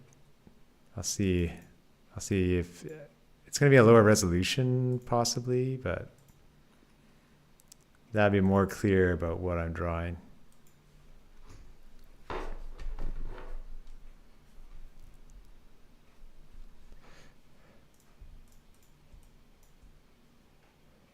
One thing that stopped me from drawing for a long time is that the Wacom tablet had a driver that, or Photoshop had something for like smooth rotation and stuff, or zooming in and out like that, and it would crash the window while drawing, and I'd constantly have to do new windows. Like imagine being stopped every 4 minutes or so. And that actually like stopped me from drawing for a bit for a while. And I figured out you can just turn off that setting. And so it's a lot nicer to not be interrupted. Like some people will draw and they even have it so they don't like turn the pen over. They just do Control Z or Z, and that way they keep in flow better.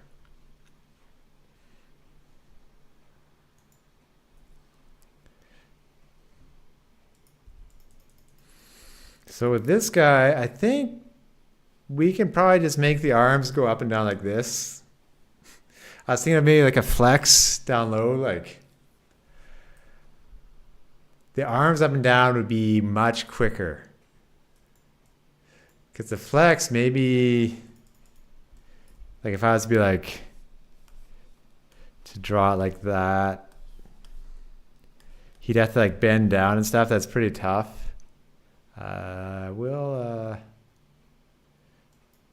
I'll try up and down, and we'll put this in a Carpoon and see how it looks. For Switch 2 and all those games, though, you gotta think probably Mario Kart at launch, because they showed it already, and then maybe they'll be holding off the new Mario for Black Friday, like that time period. Unless they have like more in store for us. Because I think you don't want it so people have to choose between Mario Kart and Mario. You want them to buy like Mario Kart and another one. Oh, well, thank you, Jansen, for dropping by. Yeah, I'll play a game next time. And good night and have a great day tomorrow.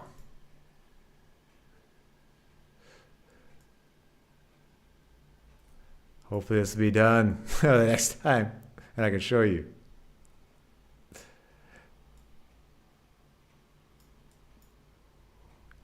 Yeah, that's pretty good. That's cool.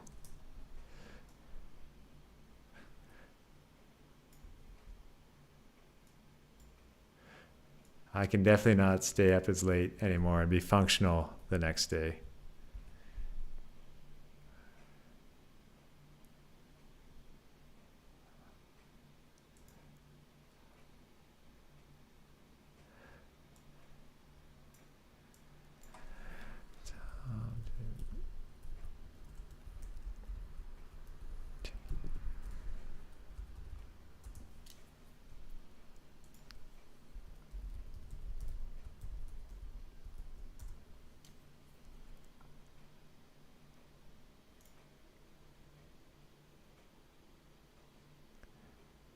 Sorry, just doing the exciting, replying to a work message.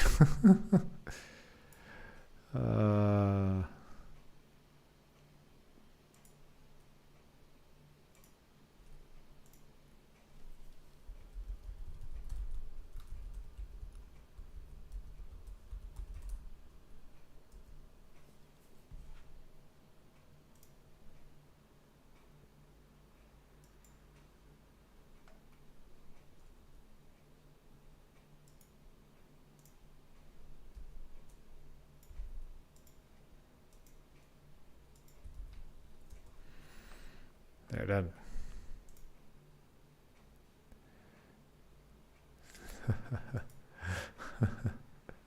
It's a very good example. Thank you.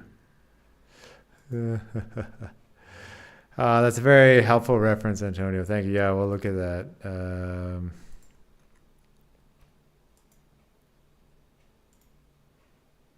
Yeah, his arms are really stretched out, so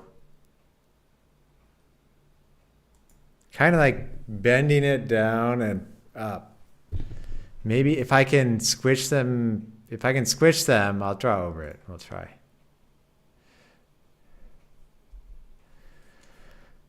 I'm hoping to get the base. I don't know if I'll finish all of it today, but hoping the base animation done. And drawing the ground plate isn't nearly as fun. So like doing like this, I think like that, even though it makes no sense for where the axle is,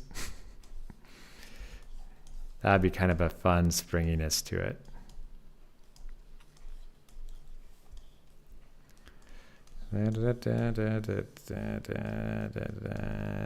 Yeah. Yeah, there we go. Thank you.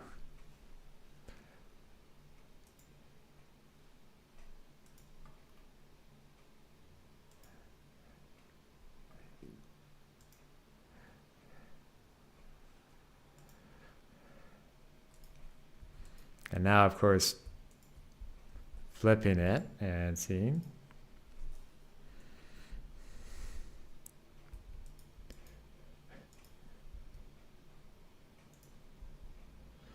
Now, I'll tell you, Antonio, it helped to do a quick test before, and I spent some time preparing like the intro screen and like the BRB screen.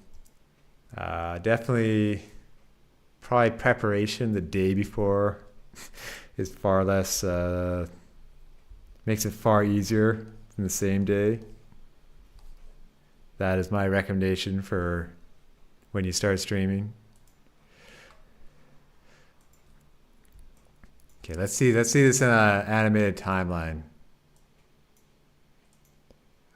We want frame animation. Because I should really learn how that one works at some point, but I find frame animation just makes sense. Oh dear. Now it's like me trying to figure out how to change this to frame animation. Oh man. Like there's too many layers. I just want frames.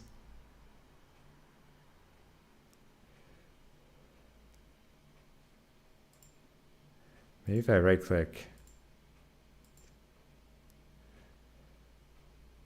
Here we go. There we go. Let's make it easier. Okay, so just 0.2 seconds for each. And we got this one. And this one. Bottom left button for next. Yeah. I think I stumbled on it. Thank you, Antonio. Like the layer animation, is that useful? I guess I've always had problems with it.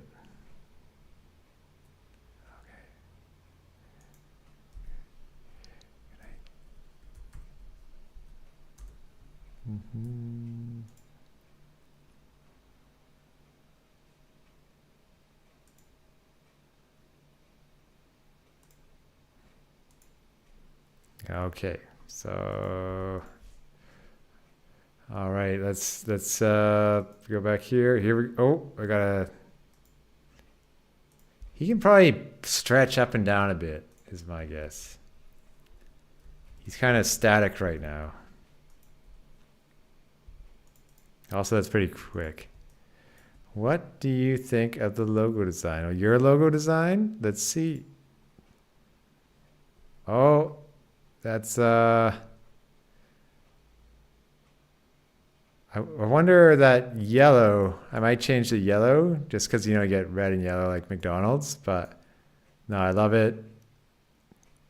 If you want, you can consider adding like one color of shading to make it look more 3D along the Joy-Con edge, but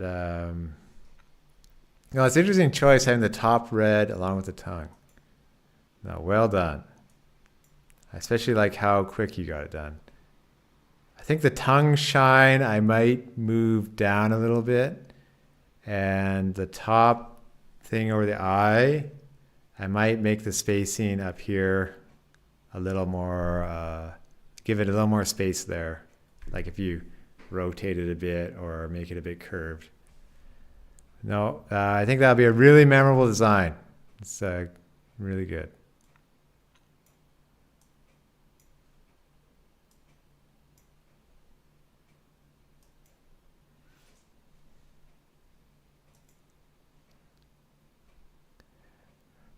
Oh, you remove shading because you want to animate it and add more work. That's a great point. That's something that I removed in Carpoon and things for animation. No, so that's a good idea.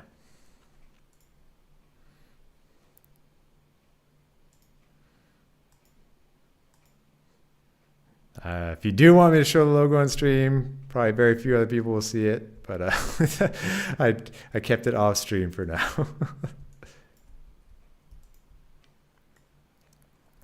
And the key is just to start, like really put all that effort into creating the channel art and stuff, but then you got a job and got busy. So I think you've put enough effort into it to just start, and you can always update it more again later.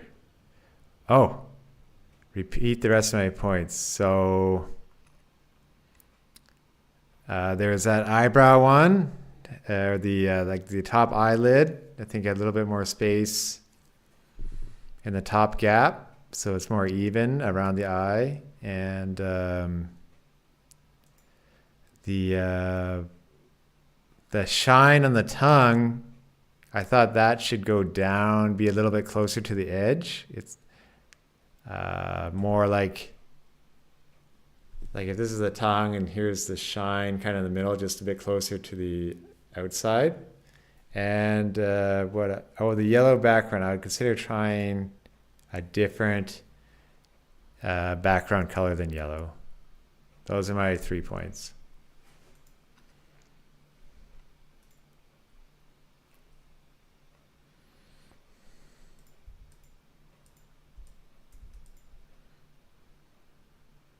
No problem. We can show it on stream when it's done, or whenever you want. Okay, here he's kind of shifting a bit. Okay, I've shifted him too far to the left. Let's move him over.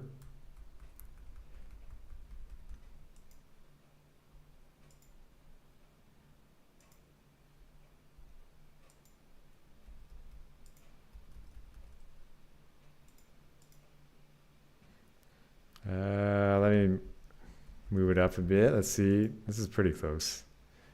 I can probably just stretch the truck upwards, although I'd want to like tilt the head looking up a bit.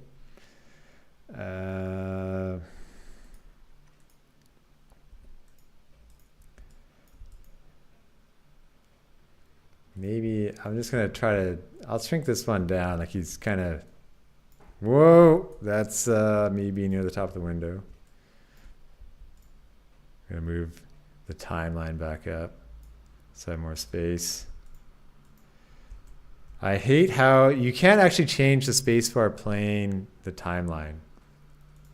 It's an unfortunate part of Photoshop. Like if you hold down the space button just a bit, it makes the timeline go. Okay, let's see here.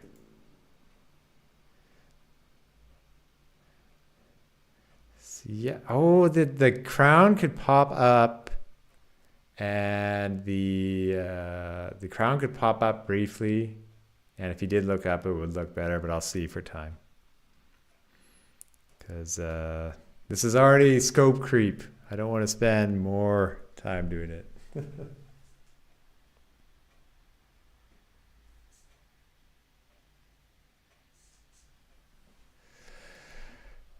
That's a good idea. Sounds simple enough.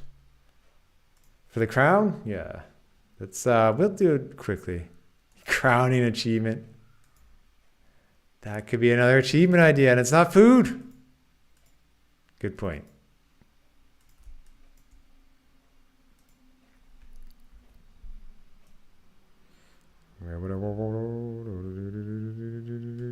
Okay. Okay, before I do this, I have to duplicate it.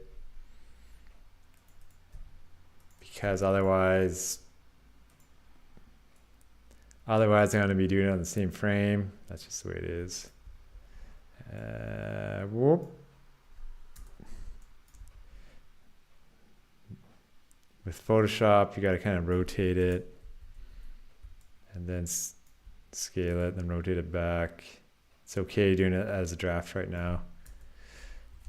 Yeah, let's see how obvious that is. The eyes, oh man, the eyes could even go up. They could be like a second motion. We'll just keep it as one for now. But if they went up, that could kind of make up for not tilting it back. Whoop.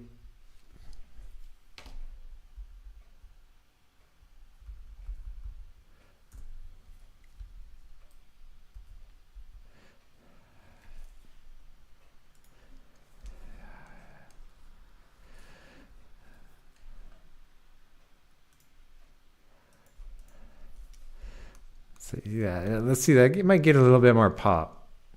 And I haven't even drawn the harpoon. The harpoon might be back here, but oh yeah, he was holding it earlier, so might not be needed.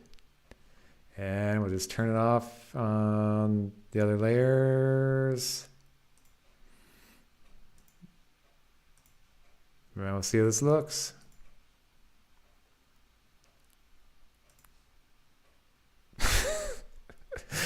Okay, it's kind of slow. It'd have to be quicker. It's kind of funny when the eyes are moving up like that. I think they have to kind of like squish up. The the front grill could kind of move. His mouth could change size. I think that'll be enough if I do all that. I'll probably have to add like one more. Let me see how much the truck clapping. Let me try to bring it down. We'll see how many frames that is. We'll try to match a similar number of frames.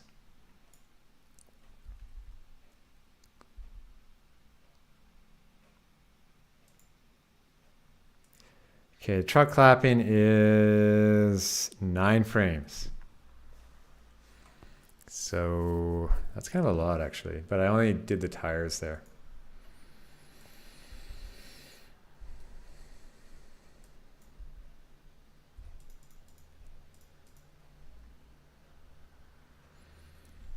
But I think it'd be pretty easy to, like the flex would probably have at least half of the frames like coming back down slowly and getting ready to pop up again, then it would hang at the top briefly while the crown comes back down.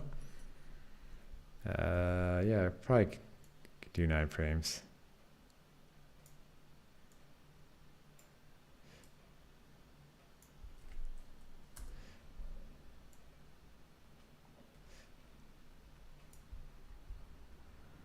Oh, I turned it to CMYK color. Photoshop used to be not so obvious with that. You press Control Y instead of Control T by accident. It's like, then after it's like, why are the colors all flat? And it's CMYK. This is a weird line I kind of want to avoid. That might be too goofy, but sometimes being goofy is fine. It's like, I don't like that. I don't like that line there. It's like it has to be above or below the windshield.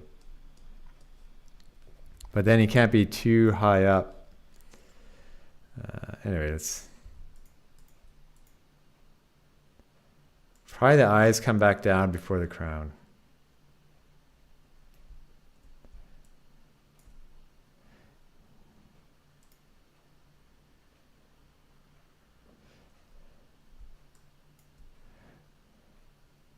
Yeah, and these, the front grill things, they could move up. Or maybe down here they just move down a bit. That'd be... Oh, I see. They're kind of already at the top, so...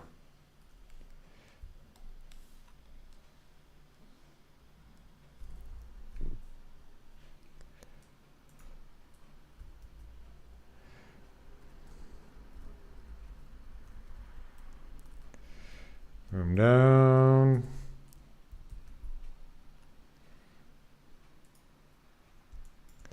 Move them up a bit or stretch them upwards.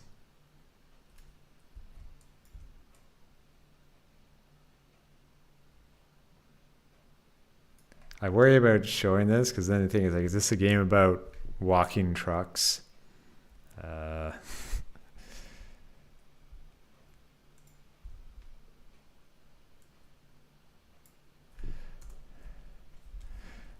But yeah, we'll see.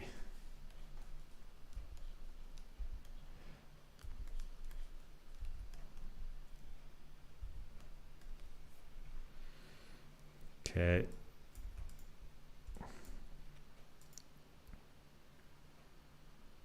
Maybe that's... I don't think that part needed to move. How would I do that? It's a bit weird. There we go.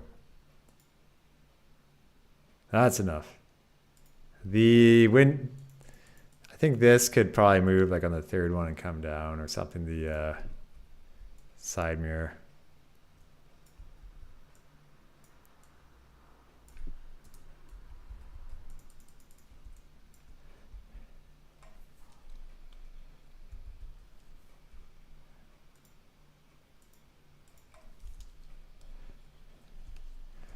And this, the back of the harpoon, that could go downwards.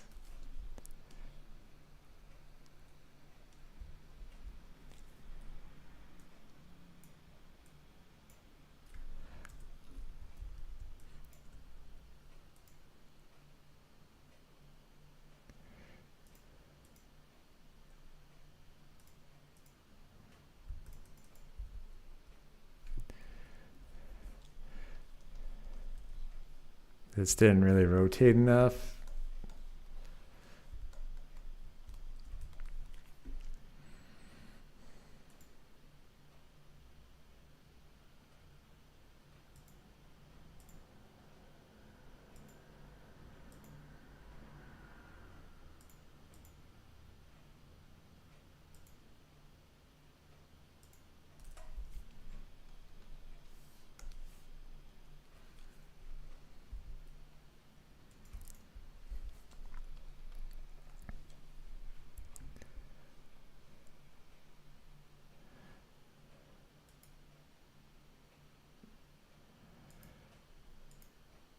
So I think here I'll just make the front squish down a bit, make that a bit more obvious.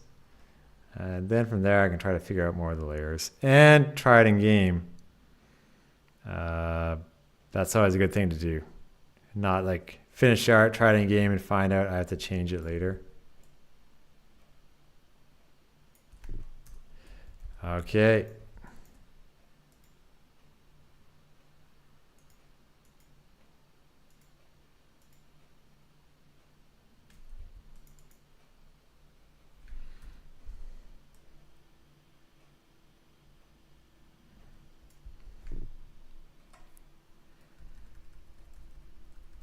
Make it a little bit wider so like that space actually went somewhere.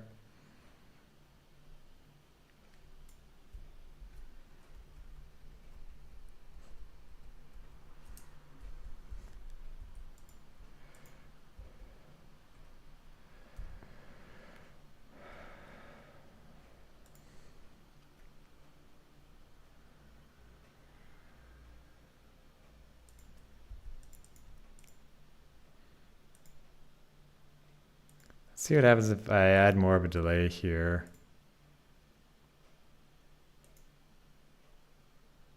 Yeah, that's a bit better.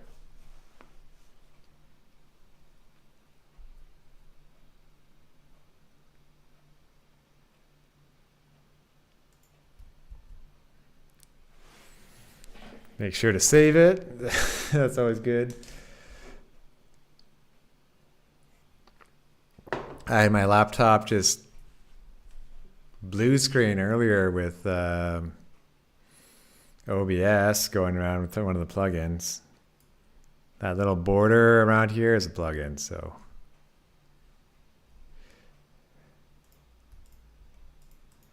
Oh, and I will need it's covered there, but when it hops up, there is that little latch here.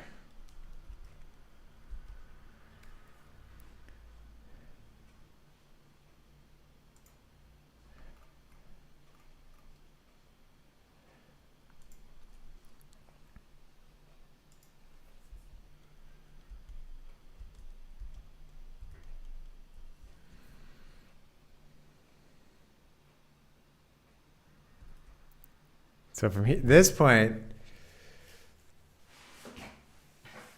like,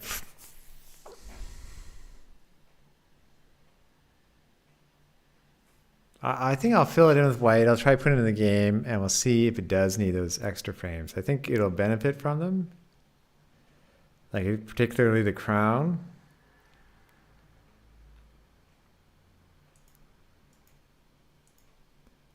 I can make the tires, I don't have to, but the tires could stay in the same spot. They will be hidden though. Yeah, but I'll be back in just a moment.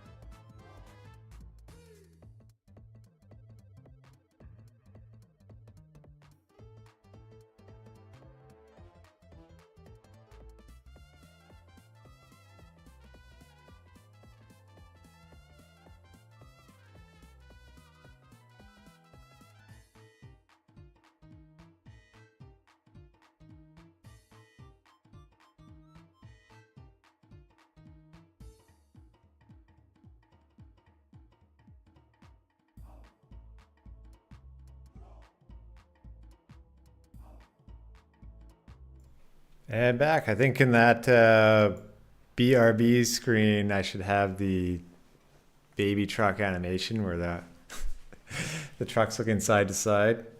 That'd be an easy thing to do for some movement. Let's see. Back in my drawing glove again.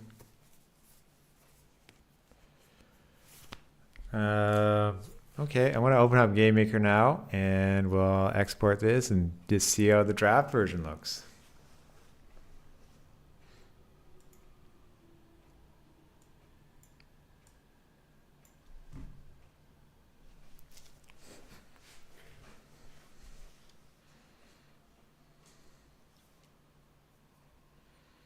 GameMaker.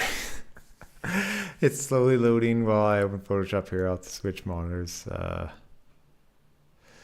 I'll switch displays.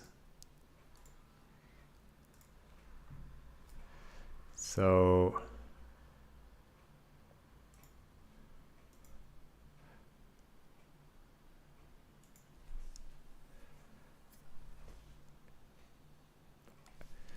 hopefully the winner is right at times. Sometimes I remember some confusion. One guy during testing last week, he wanted it so he skipped without knowing who the winner was.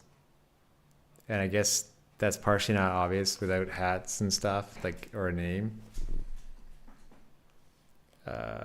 So instead of just making a quick reboot, I should have it so there's a hold timer to the scoring summary.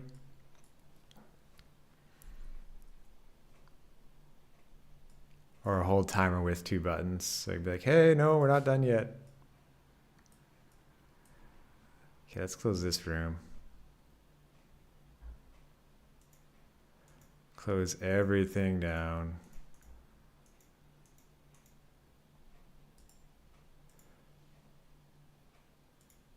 I found my laptop was running slowly. I'm like, oh no, what's happening?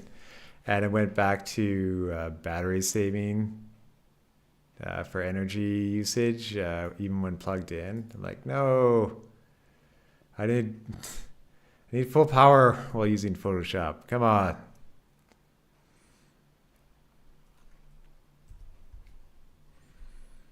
Okay, so we want to dive into O menu, and we'll head to the scoring summary. Let's try to get in this. Let's try to get in the draft version of this.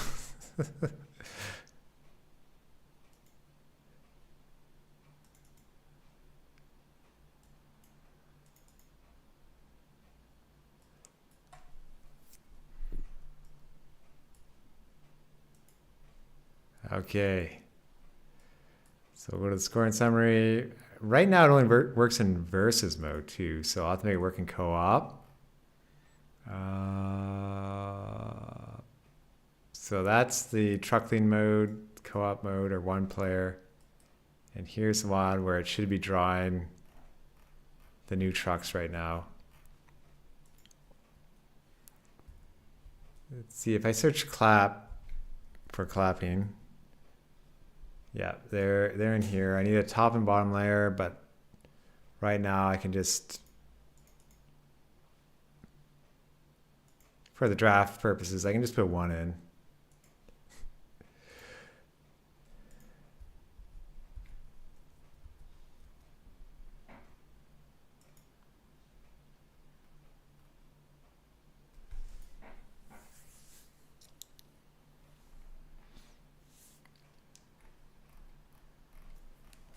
There was something here if it was the winner. Probably this sprite index to use indicated the winner, because I was choosing different eyes before.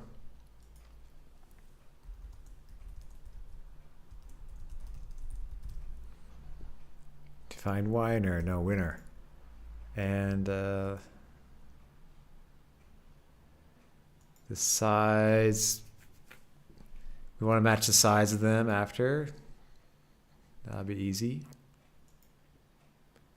Okay, we'll just fill in this truck with white, so then it could be any color in GameMaker. That was not the best color to use. Okay, I'll see though. The whole point of this is just do a quick draft version, make sure everything's okay before spending a ton of time drawing the art, like a near final version. I can probably just select the outside and go back inwards.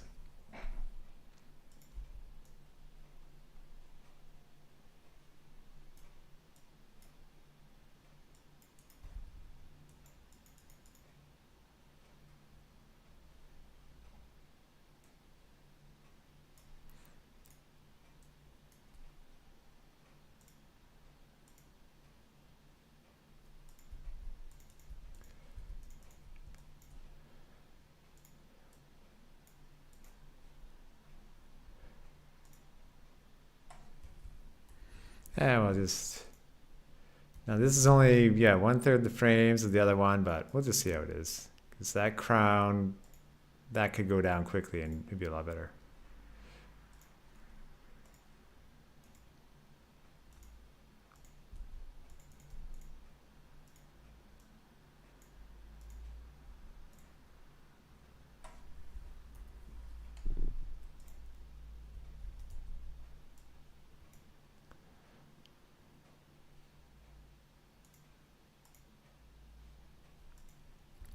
Okay, now I want to save it as a smaller version. I don't want to overwrite the big frames because then, well, it's still draft form. It's not good to do.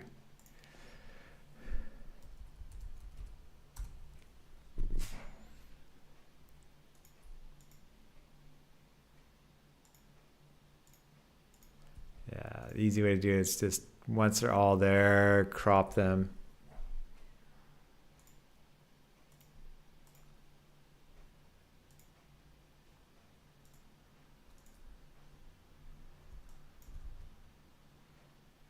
So the resolution we want is about 433 pixels wide. The height doesn't matter as much because I can always move it down. Yeah, it's definitely taller. I blame that on the crown.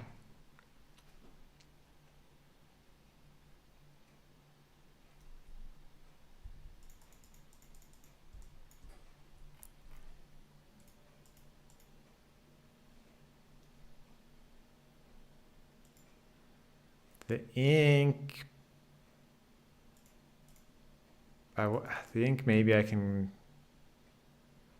make it black right now. Maybe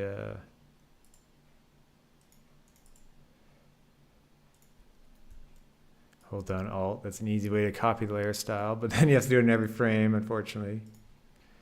I forgot about that. That's one weird thing about the timeline in Photoshop. It won't copy over layer styles unless started from the beginning.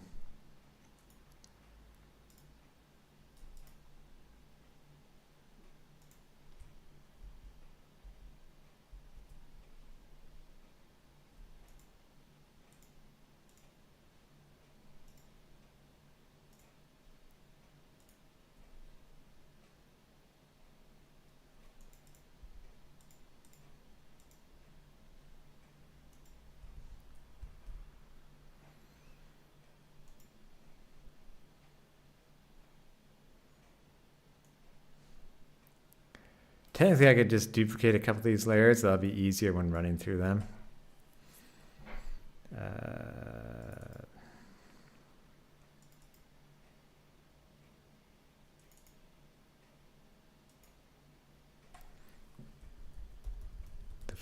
The fun of finding where to save files and try to stay organized.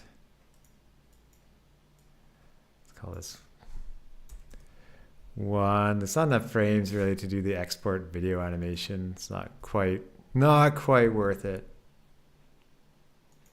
Where I make everyone 1 second and then export for video.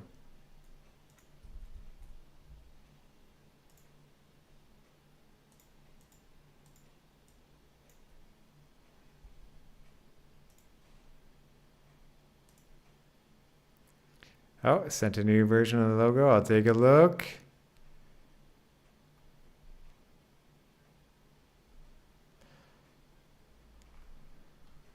Yeah, I think that blue makes the inner part pop more.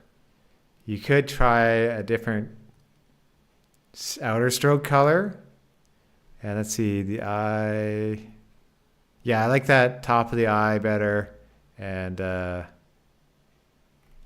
yeah, the tongue shine looks like it's in a better spot in my eyes. No, well done. And that at a small size will look look good too. So nice work, Antonio.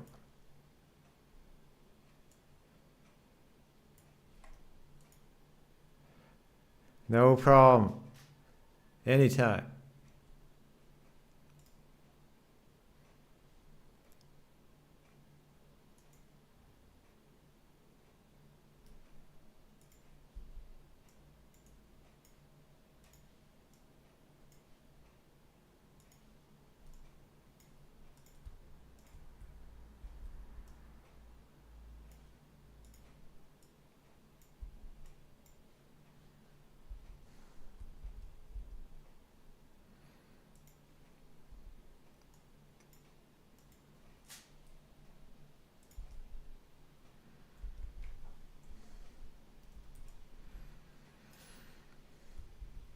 Okay, but I think okay,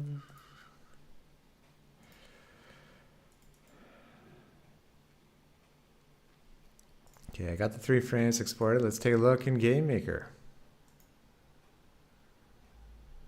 Oh yeah, I can split them for the colors. Yeah, no, it doesn't matter too much.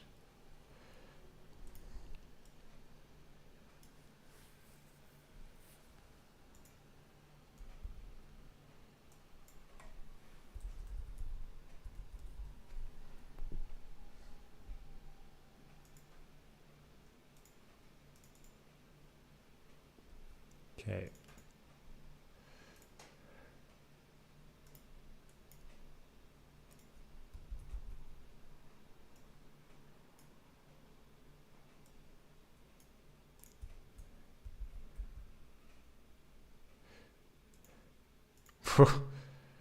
That is ridiculously fast.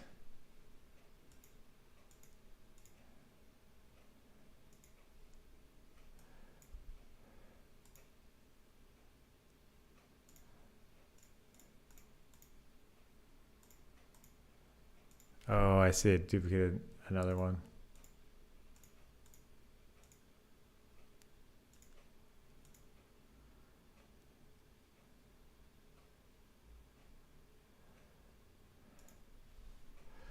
All right, that looks good to me. Let's see what it looks like if we can get one winner in game.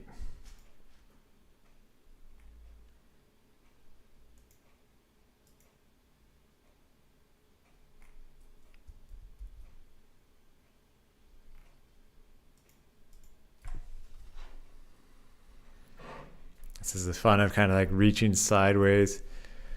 Oh, you feel the logo could be used for Japanese candy? Yes, your logo definitely could be used for a Japanese candy.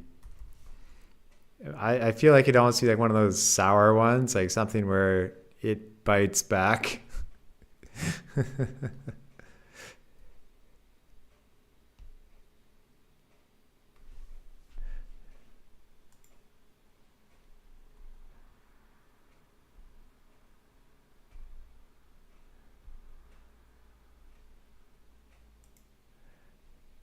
And you'll need a red and white Joy-Con to use during your stream. One day.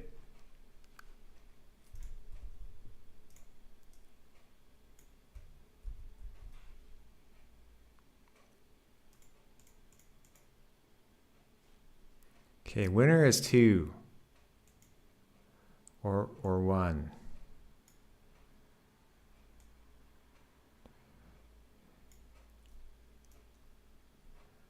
Okay. Joy-Con sweet and sour drift, yes.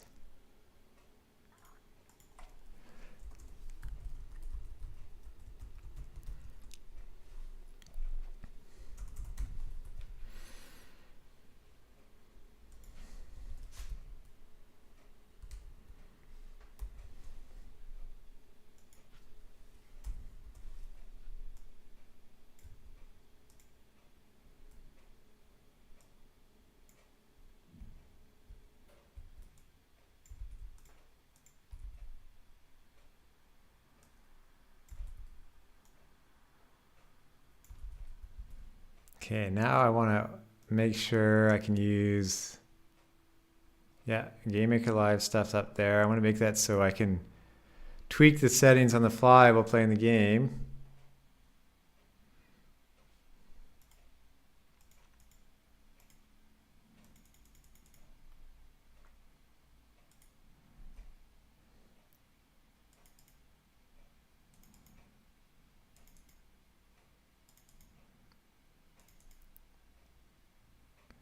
So there's GameMaker Live server. And yeah, I'll run this now. Let's grab my controller.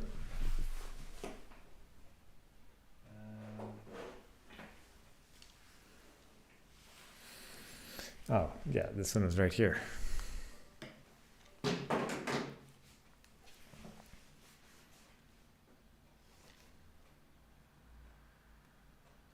Yeah, we'll just Compile time's not so bad now that I figured out that performance thing. The Steam SDK's not as bad as I thought. At least I don't notice it now that my laptop's not running in some power saving mode. Or maybe I've spoken too soon. This is the first compile of the day.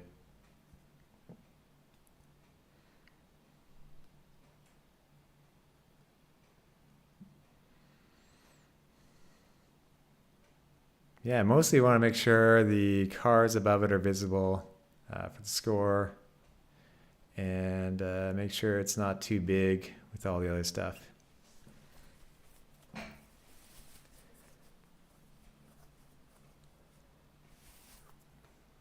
Here it is, creating the textures.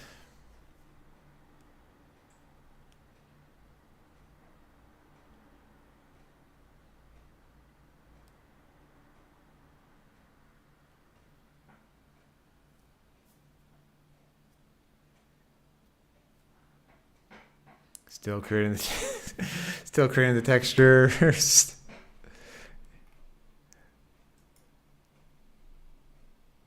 Yeah, it's running in. It's a bit quicker when it's the virtual machine build, which it is. It's not the Yo-Yo Games sort of more native compiler.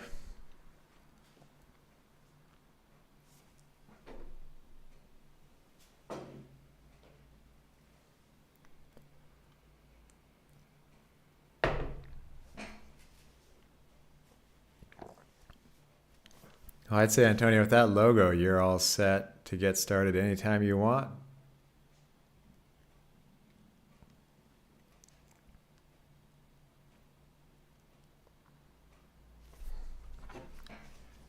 Okay.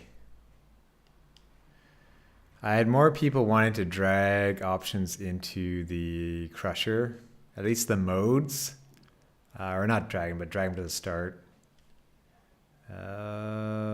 But I think maybe I could like put a little stick under them and make it look like you can't drag them, like they could rotate. But I want to finish the game and not just work on a player start menu forever.